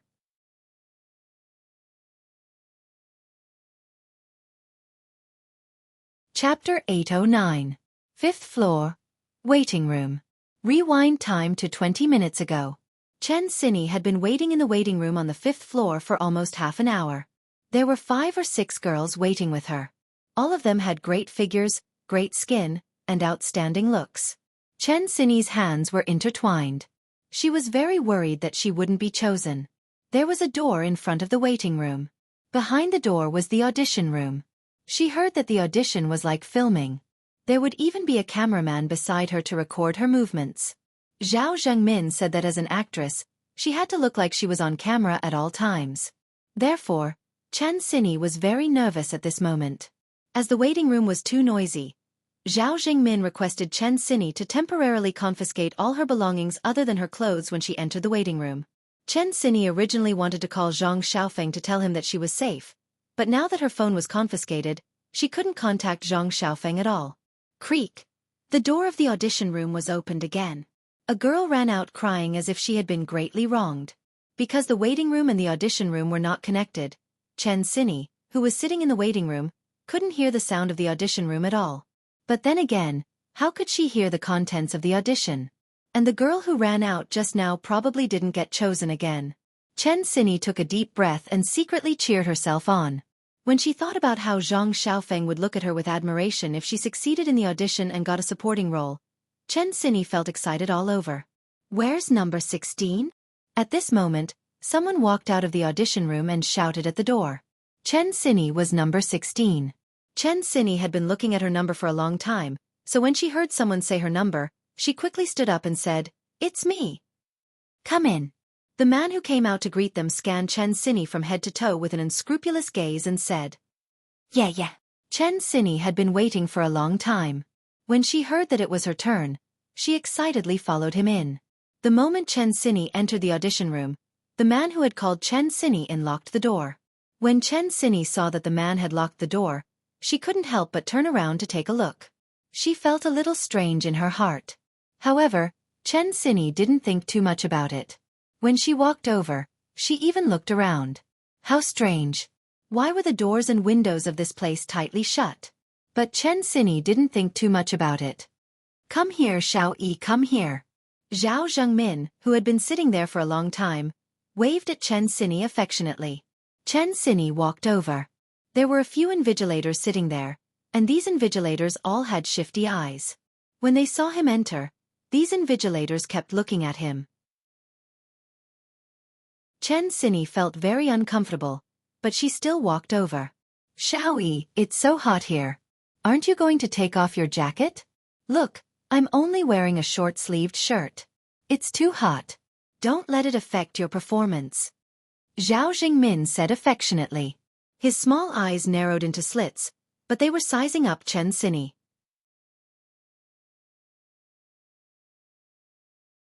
Chapter 8:10. Aya, take it off. What are you afraid of? We're all on the same side. Zhao Zhengmin walked over and helped Chen Xinyi take off her jacket. Chen Xinyi had a short-sleeved shirt inside, and it was a pink girl-style shirt. When they were on the phone, Chen Xinyi knew that Yun Jian would be wearing pink today, so she specially put on a jacket that was very similar to Yun Jian's. Chen Xinyi even said that she wanted to borrow some of Yun Jian's luck to pass the audition today. Everyone's eyes widened when they saw Chen Xinyi wearing a pink short-sleeved shirt. Chen Xinyi naturally didn't notice this. That's more like it, Zhao Zhengmin said, and even patted Chen Xinyi's beautiful back affectionately, causing Chen Xinyi's entire body to stiffen. All right, Xueqi, hurry up and go over. Zhao Zhengmin wanted to pat Chen Xinyi's beautiful back again, but this time, Chen Xinyi dodged it without leaving a trace. Chen Xinyi answered ambiguously and walked in that direction. She didn't know why, but Zhao Jingmin's pat just now made her feel uncomfortable all over. Over here, over here. One of the invigilators who was sitting in his seat waved his hand at Chen Xinyi evilly. Chen Xinyi gritted her teeth and suppressed the disgust in her heart. In the end, she still walked over.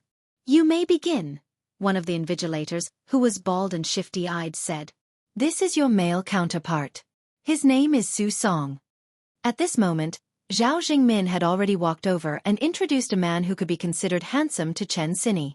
Although this man could be considered handsome, judging from his age, if he wasn't 40, he was at least in his 30s. Hello. Chen Xinyi greeted him very politely. This man also responded. These are your audition lines. There are only 3 short lines. You can remember them without memorizing them. At this moment, Zhao Zhengmin handed Chen Xinyi a piece of paper with the script on it. The rest will depend on your performance on the spot. Zhao Zhengmin then reminded her. At this moment, Chen Xinyi took the script in her hands and stared at it for a while. This script. Chen Xinyi just glanced at it and she was shocked by the words on it. There were only 3 lines written on it. Don't touch, I beg you. If Chen Xinyi still didn't know what was going on, then she would have lived life for the past 10 years in vain. This was basically filming. Filming that kind of film. What's wrong? Can we begin? This is such a good opportunity. You have to seize this opportunity. Who knows? If you're eyes. I don't want to film anymore, I want to go home. Chen Xinyi was at a loss as she blushed and said to the people present. Then, she was about to run out of the door. However, just as Chen Xinyi ran 2 steps towards the door, Zhao Jingmin grabbed her clothes and stopped Chen Xinyi. F***CK. I'm talking to you peacefully and you don't want to listen, right? Zhao Zhengmin said as he slapped Chen Xinyi to the ground. Su Song, get her. Strip her naked. This woman dares to challenge me. Zhao Zhengmin immediately shouted as if he had changed into a different person. Su Song ran over and pinned Chen Xinyi down on the sofa after hearing that.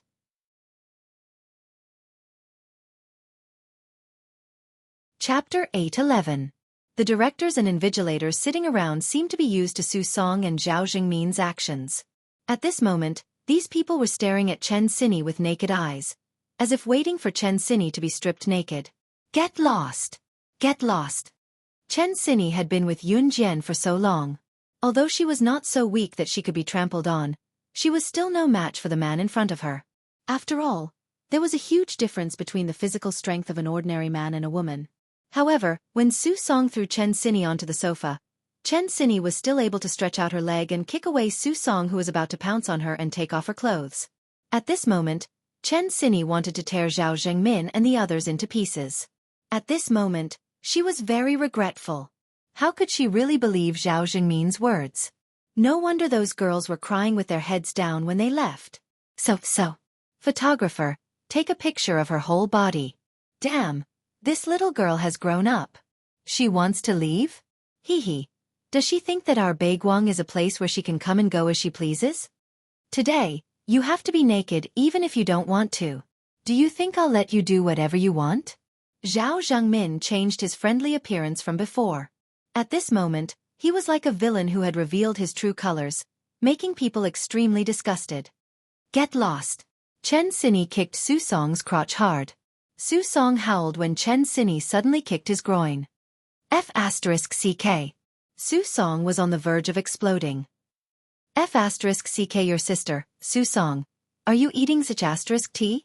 You can't even handle a B***tch. Hurry up and do it. Zhao Zhengmin saw that Su Song had not taken off Chen Sini's clothes after being kicked by Chen Sini for so long. He spat out a mouthful of vulgarities and was about to take action himself. Actually, Baiguang Model Agency was an entertainment company on the surface. In fact, it was indeed an entertainment company. However, Baiguang was just a model agency. Basically, the company was made up of models, and those models were only promoted because of the unspoken rules. Other than that, they made money by shooting nude films. Of course, if they knew that they were filming this kind of film, who would be willing to film it? Therefore, Zhao Zhengmin and his group came up with this idea. They used the Baiguang Model Agency's name to recruit a large group of young girls who were interested in acting and brought them here for an audition. In the audition, if the young lady was willing to obediently submit after a few words of persuasion, everyone would be happy. However, if he met a disobedient girl like Chen Sini during the audition, he would directly strip her naked.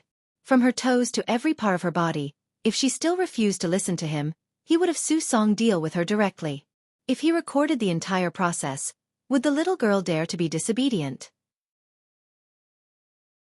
If she was still disobedient, he would send all these videos to her school.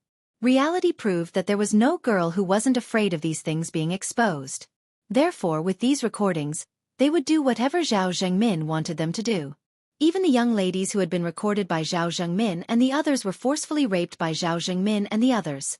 Not only that, but those young girls were also asked to take a lot of nude photos and post them on certain websites for sale. Their methods were quite cruel, enough to ruin the life of an innocent young lady. Chen Sini struggled crazily as she sat up. At this moment, Chen Sini only had one word in her mind. Run. She must escape. Otherwise, she would rather die. Damned woman, run. Still running. Let's see how you can run. Zhao Zhengmin grabbed Chen Sini's clothes and gave her another hard slap. Chen Sini was slapped hard. These 2 slaps had already bruised her face.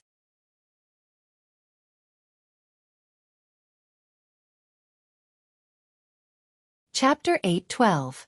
Chen Sini's kick landed squarely on Zhao Zhengmin's abdomen, causing him to fall to the ground from the sudden force. Chen Sini ignored the pain on her face as she kicked Zhao Zhengmin away and tried to run towards the door. Open the door. As long as she opened the door, the girls outside would hear her. As long as someone ran out, she would be saved. Chen Sini only wanted to run now. She ran with all her might. F***ck. How dare you kick me? You B***tch. I'm going to F***ck you to death today. Zhao Zhengmin, who was kicked to the ground by Chen Sini, howled in pain. After standing up, Zhao Zhengmin cursed and ran towards Chen Sini with a gloomy face. Chen Sini quickly reached the door with her slender legs. As soon as she reached the door, she reached out her hand and grabbed the door handle. Just as she grabbed the doorknob, she felt someone fiercely pull her clothes and violently drag her back. Zhao Zhengmin's strength was very rough. He dragged Chen Sini all the way and threw Chen Sini onto the sofa. Ah! Chen Sini punched and kicked Zhao Zhengmin crazily again. You B***tch. I'm going to F***ck you to death right now. Zhao Zhengmin said as he unbuckled his belt and walked towards Chen Sini. F***ck off. F***ck off. I'm going to kill you. Chen Sini wished that she had Yun Jian's strength. That way, she wouldn't be so helpless. At this moment, Chen Sini's eyes were filled with despair. She now regretted coming here with Zhao Zhengmin and even handing over her phone. She knew that Yun Jian was still having dinner at the hotel, so she definitely didn't know that she would encounter such a thing. Chen Sini bit her lips hard at the thought of this, causing her to bleed, but she did not let her tears fall. Chen Sini was prepared to die when she saw Zhao Zhengmin unbuckling his belt and walking towards her. She saw a vase not far from her. You B***tch, I'm going to F***ck you. Zhao Zhengmin said as he pounced on Chen Sini. At this moment, Chen Sini suddenly pounced towards a long table in the distance. What is she doing? One of the invigilators saw this and couldn't help but exclaim. Quick! Stop her!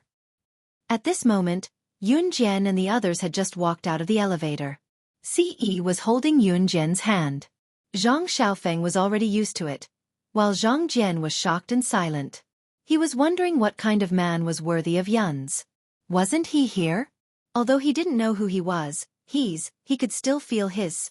It was enough to make everyone around him tremble. If one were to ask how Ce could find Yun Jian, it was because Yun Jian had her phone with her at all times. As long as one knew the program, it wasn't difficult to track Yun Jian's phone. The Inhun organization was full of talents. How could they not find out such a small thing? Moreover, Yun Jian didn't install an anti-intrusion system, so Ce could easily find out her location. This is the 5th floor.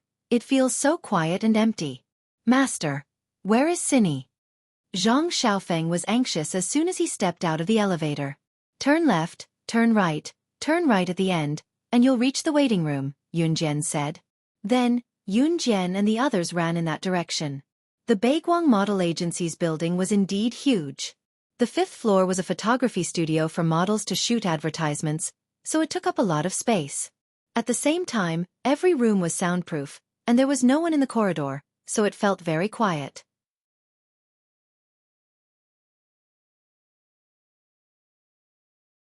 Chapter 8:13. Yun Jian and the rest didn't waste any time. Everyone knew that the faster they ran, the safer Chen Sini would be.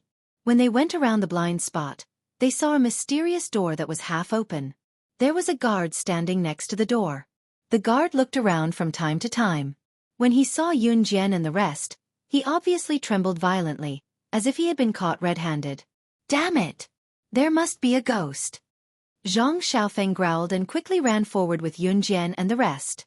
Stop! This is the audition venue. Unauthorized personnel are not allowed to enter. The guard standing guard at the door like a thief stopped Yun Jian and the rest when he saw them running towards him. Baiguang Model Agency had its own rules. Some places were off-limits to staff members, while others were off-limits to outsiders.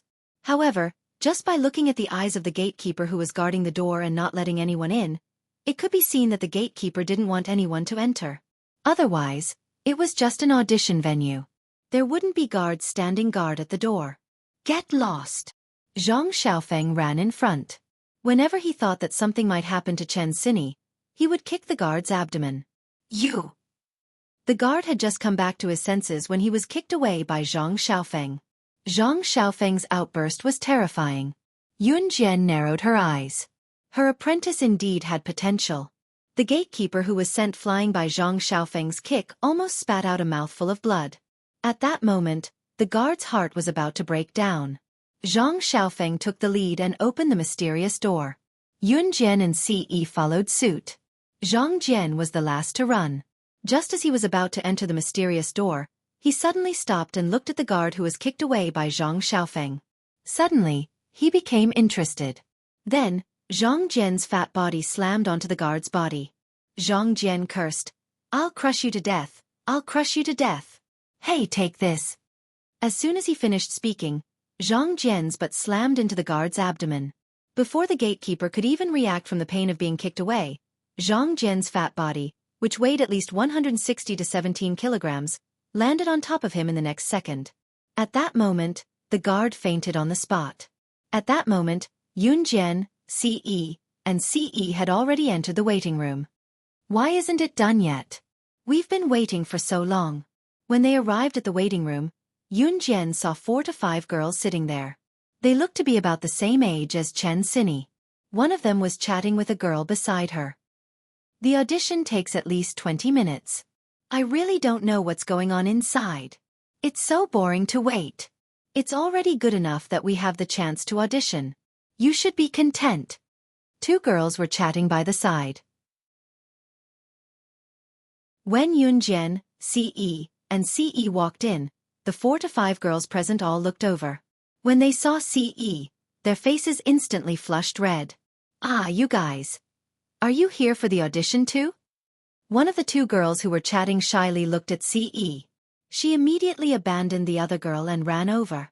Have you seen a girl? She's this tall. She has 2 ponytails and is wearing a pink top. Her smile is very sweet. Zhang Xiaofeng stood out and asked urgently. In order to look unique today, Chen Xinyi purposely tied 2 ponytails and wore a pink top. She looked very cute.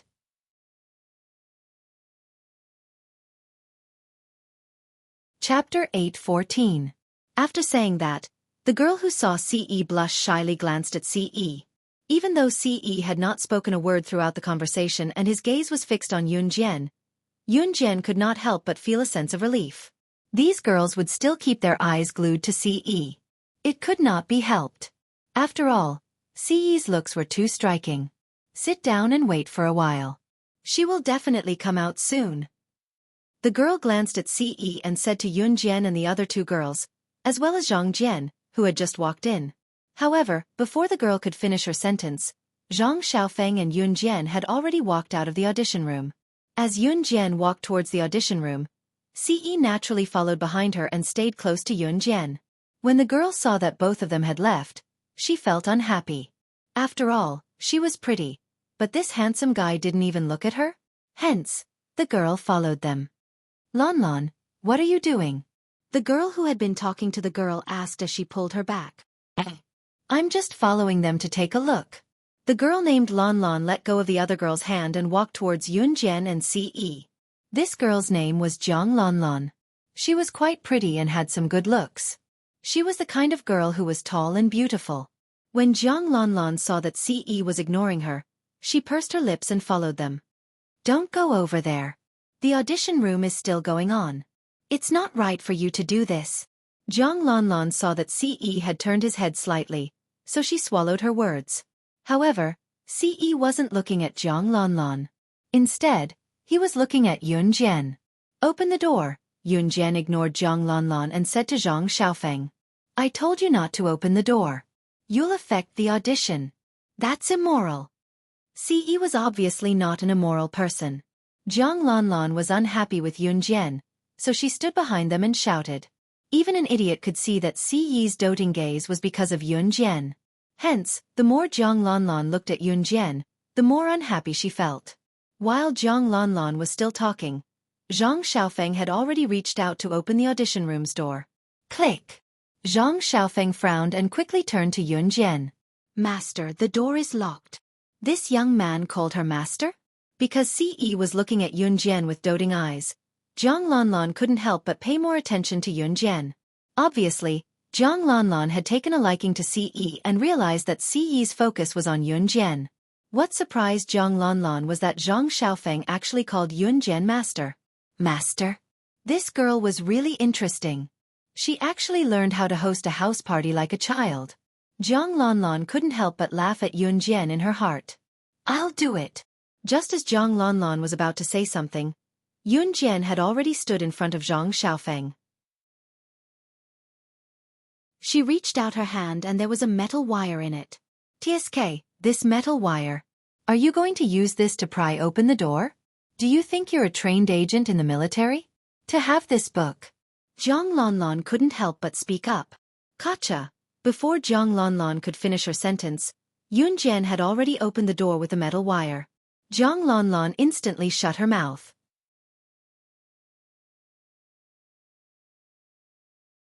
Chapter 8:15. Just as Jiang Lan was about to say something, Yun Jian had already kicked the door of the audition room open. You! Jiang Lan had just uttered a word when Yun Jian had already walked into the room. Once the soundproof door was kicked open, the sound from inside the room could be heard everywhere. F***CK. You bunch of idiots. Who told you to stop her? You even let her commit suicide. What should we do now? What should we do now? Zhao Jingmin's voice was like waves of waves that splashed into everyone's ears. However, when his voice reached the door, a few girls who were standing at the door immediately stood up. Suicide? What's going on? Hearing the word suicide, Yun Jian and Zhang Xiaofeng dashed into the room. Ce's eyes flickered slightly, but she also entered the room as fast as she could. When Jiang Lan heard the sound from inside, she frowned suspiciously and followed them in. Yun Jian and Zhang Xiaofeng were walking in front, but they were the first to see the scene in front of them. The audition room was very big, but it was dark. The curtains and windows were all closed, giving people the impression that they were standing in a pitch-black environment. Fortunately, the lights were still on, but because the sky was still bright outside, the lights didn't appear bright. Instead, it gave people the feeling that they were in a dark environment. However, Yun Jian and Zhang Xiaofeng weren't attracted by this scene. What attracted them was Chen Xinyi, who was lying in a pool of blood.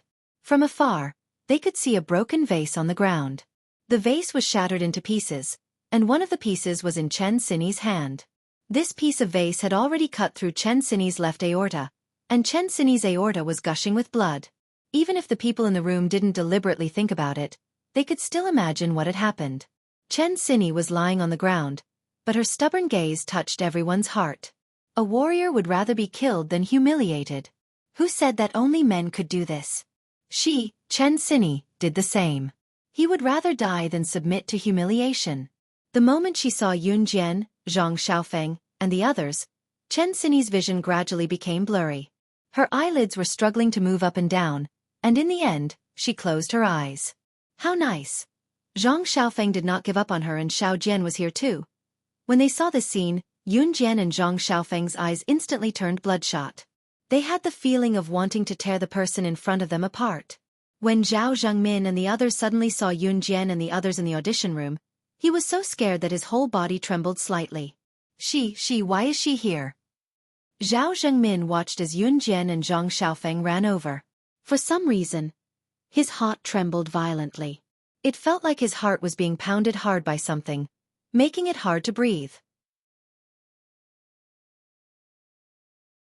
In spite of it, Yun Jian and Zhang Xiaofeng ignored Zhao Zhengmin and the others, bypassing them and going straight for Chen Xinyi. It was fortunate that Chen Xinyi had just cut her aorta. There was still time for Yun Jian and Zhang Xiaofeng to make it. Hiss, hiss. Yun Jian ran to the curtain and pulled it open immediately, tearing off 2 long pieces of cloth. Don't touch her yet, I'll do it.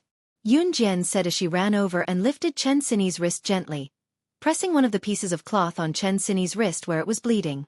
Then, Yun Jian used the other piece of curtain cloth as a rope and tied it near Chen Xinyi's heart joint.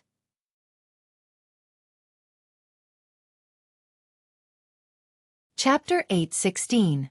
Carry her, I'll send you to the hospital, Ce said to Zhang Xiaofeng briefly. Keep an eye on the wound on her wrist. As long as it doesn't bleed, it won't be too late to send her to the hospital. Don't be afraid, Yun Jian said. Her eyes were bloodshot as she looked at Chen Xinyi's wound. Chen Xinyi's face was bruised as if she had been slapped twice. Apart from that, Chen Xinyi's pink girlish jacket was also slightly wrinkled. It seemed like she had put up a huge struggle just to avoid being humiliated. Let me carry her, I'm strong. Zhang Jian saw this and hurried over. With the help of Zhang Xiaofeng and Yun Jian, he carried Chen Xinyi's thin and weak body on his back. Then, Ce led Zhang Jian downstairs with Zhang Xiaofeng. Yun Jian didn't follow them to the hospital. She knew that Chen Xinyi would be fine. She had just bandaged Chen Xinyi's wound. As long as she sent her to the hospital in time, she would be fine. Moreover, Chen Xinyi had just cut her wrist and didn't seem to have lost too much blood. Ce drove. Yun Jian was assured that he would be able to send Chen Xinyi to the hospital in the shortest time possible. Yun Jian had always been a vengeful person, so she didn't leave. Slow down, softer, softer. Zhang Xiaofeng looked at Chen Xinyi's sorry state. On his handsome face, his dark eyes were covered by a layer of haze. Chen Xinyi had played with him since they were young. To Zhang Xiaofeng, although Chen Xinyi was his cousin, they were as close as real siblings. At this moment, Zhang Xiaofeng was worried about Chen Xinyi's injury and couldn't care less about revenge. Watching Zhang Jian carry Chen Xinyi out while Zhang Xiaofeng guarded them from the side while Ce got down to drive the car, the 3 of them disappeared from the place. Yun Jian was squatting on the ground, but now she slowly stood up. The girls who were waiting in the waiting room saw Zhang Jian carrying Chen Xinyi out of the audition room with her clothes stained with blood. They were terrified and bewildered. But because of their bewilderment, they ran into the audition room. What was going on? Why did the girl who went in just now leave with blood all over her body? When the girl who was with Zhang Lanlan saw that Zhang Lanlan had followed her into the audition room, she frowned and walked over suspiciously. "Lon Lon, what's going on? Why did that girl leave with blood all over her body? She looked so scary." The girl shuddered and walked towards Jiang Lon Lon. I don't know." Jiang Lon Lon shuddered and swallowed her saliva. Looking at the horrifying scene, Jiang Lon Lon could not care less that Ce, whom she had a good impression of at first sight, had left. This was the first time the girls saw someone covered in blood. Usually, they would be scared to death even if they were slightly injured. But when they saw Chen Xinyi leave with blood all over her body, they shuddered in fear. At this moment, Yun Jian was standing beside the curtain with her back facing Zhao Zhengmin and the girls. At this moment, she slowly turned her head around, and the cruel killing intent on her face was on the verge of erupting. Everyone saw that her eyes were covered with blood vessels. Her eyes turned from black to slightly red. Everyone present couldn't help but shiver when they saw this.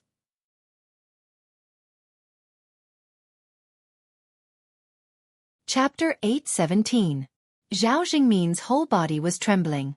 He didn't know why, but Yun Jian gave him a different feeling than before. When he met Yun Jian in the bridal shop, Zhao Jingmin's eyes lit up. Because at that time, Yun Jian really looked like an ordinary beautiful girl, so youthful and full of vitality. She really looked like a female student in school, giving people an indescribable and suffocating sense of beauty. That was why Zhao Zhengmin kept pestering Yun Jian. Because to Zhao Zhengmin, whether it was him or his company, they really needed a pure and beautiful girl like Yun Jian. Moreover, there were so many girls auditioning today. In fact, Zhao Jingmin only wanted to choose the purest one to be the female lead of the new movie. The new movie this time was called Pure and Innocent Schoolgirl. However, the word pure came with double quotes. That's right, Zhao Jingmin and his group specialized in abducting young girls to shoot nude films and AV. Moreover, the girls he abducted were all pure and innocent girls who had dreams of becoming big stars. At that time, Zhao Jingmin felt that it was a pity that Yun Jian didn't agree to join because he thought that if Yun Jian had come to the audition, then the female lead of the movie would have been none other than her. However, Zhao Jingmin was already very satisfied with Chen Xinyi. Because Chen Xinyi's appearance was also clean and sweet, especially in this group of girls, she stood out. Moreover, he tried his best to make her stay. However, he didn't expect that Chen Xinyi would have the courage to commit suicide in order to avoid being humiliated. In this day and age, there were very few people who would commit suicide in order to protect their innocence. No one was willing to be forced to submit, but in the face of death, innocence didn't seem so important to many people. Just now, Zhao Jingmin's slight tremble had already been noticed by Yun Jian. She slightly curved her lips into a smile. This smile was so eerie and strange that it made people unable to breathe. Jiang Lon Lon and the other girls who were watching from afar were also frightened. At this time, the girls huddled together, not daring to walk or go forward. Who slapped her? Yun Jian calmly repeated this sentence again. Tell me. Then, she raised her voice all of a sudden. Her sudden high-pitched voice made everyone shudder in fright. Then she added, You're not going to say it? Fine, then I'll kill all of you. Just as Yun Jian said this, he saw a shifty-eyed invigilator stand out. He pointed his finger at Zhao Jingmin and was so scared that he confessed everything. It's him, it's him, it's him. Perhaps because the door was locked, or Yun Jian could still enter, or her aura was too strong, or her aura, but everyone's aura was too strong. So, very well. Yun Jian snickered, sending a chill down everyone's spine. Left or right hand? Yun Jian raised her eyes to look at Zhao Zhengmin again. The words that came out of her mouth had a hint of evilness that could not be ignored. This time, Zhao Jingmin was completely scared. He was scared of Yun Jian's frightening tone. Right hand, this is all a misunderstanding. It's not what you think. I think we can have a good talk. Before Zhao Jingmin could finish, Yun Jian flew in front of Zhao Jingmin under everyone's gaze. She lifted her leg, and that slender leg of hers went over his head. With one kick, she viciously kicked Zhao Jingmin from the back. Zhao Jingmin's front body fell to the ground. He had just fallen to the ground, and his two hands were close to the ground. Yun Jian was right behind him. She kicked Zhao Jingmin's right wrist, and with a flip of her hand, a butterfly knife appeared in her hand. Hua! Yun Jian was like chopping pork ribs. Her knife viciously stabbed into Zhao Jingmin's right hand's finger. Ah! Then came Zhao Jingmin's desperate howl that sounded like a pig being slaughtered. You're tuning in to the Xueqi's Martial Arts Saga YouTube channel. Don't forget to subscribe and join us on this journey to catch the most captivating stories.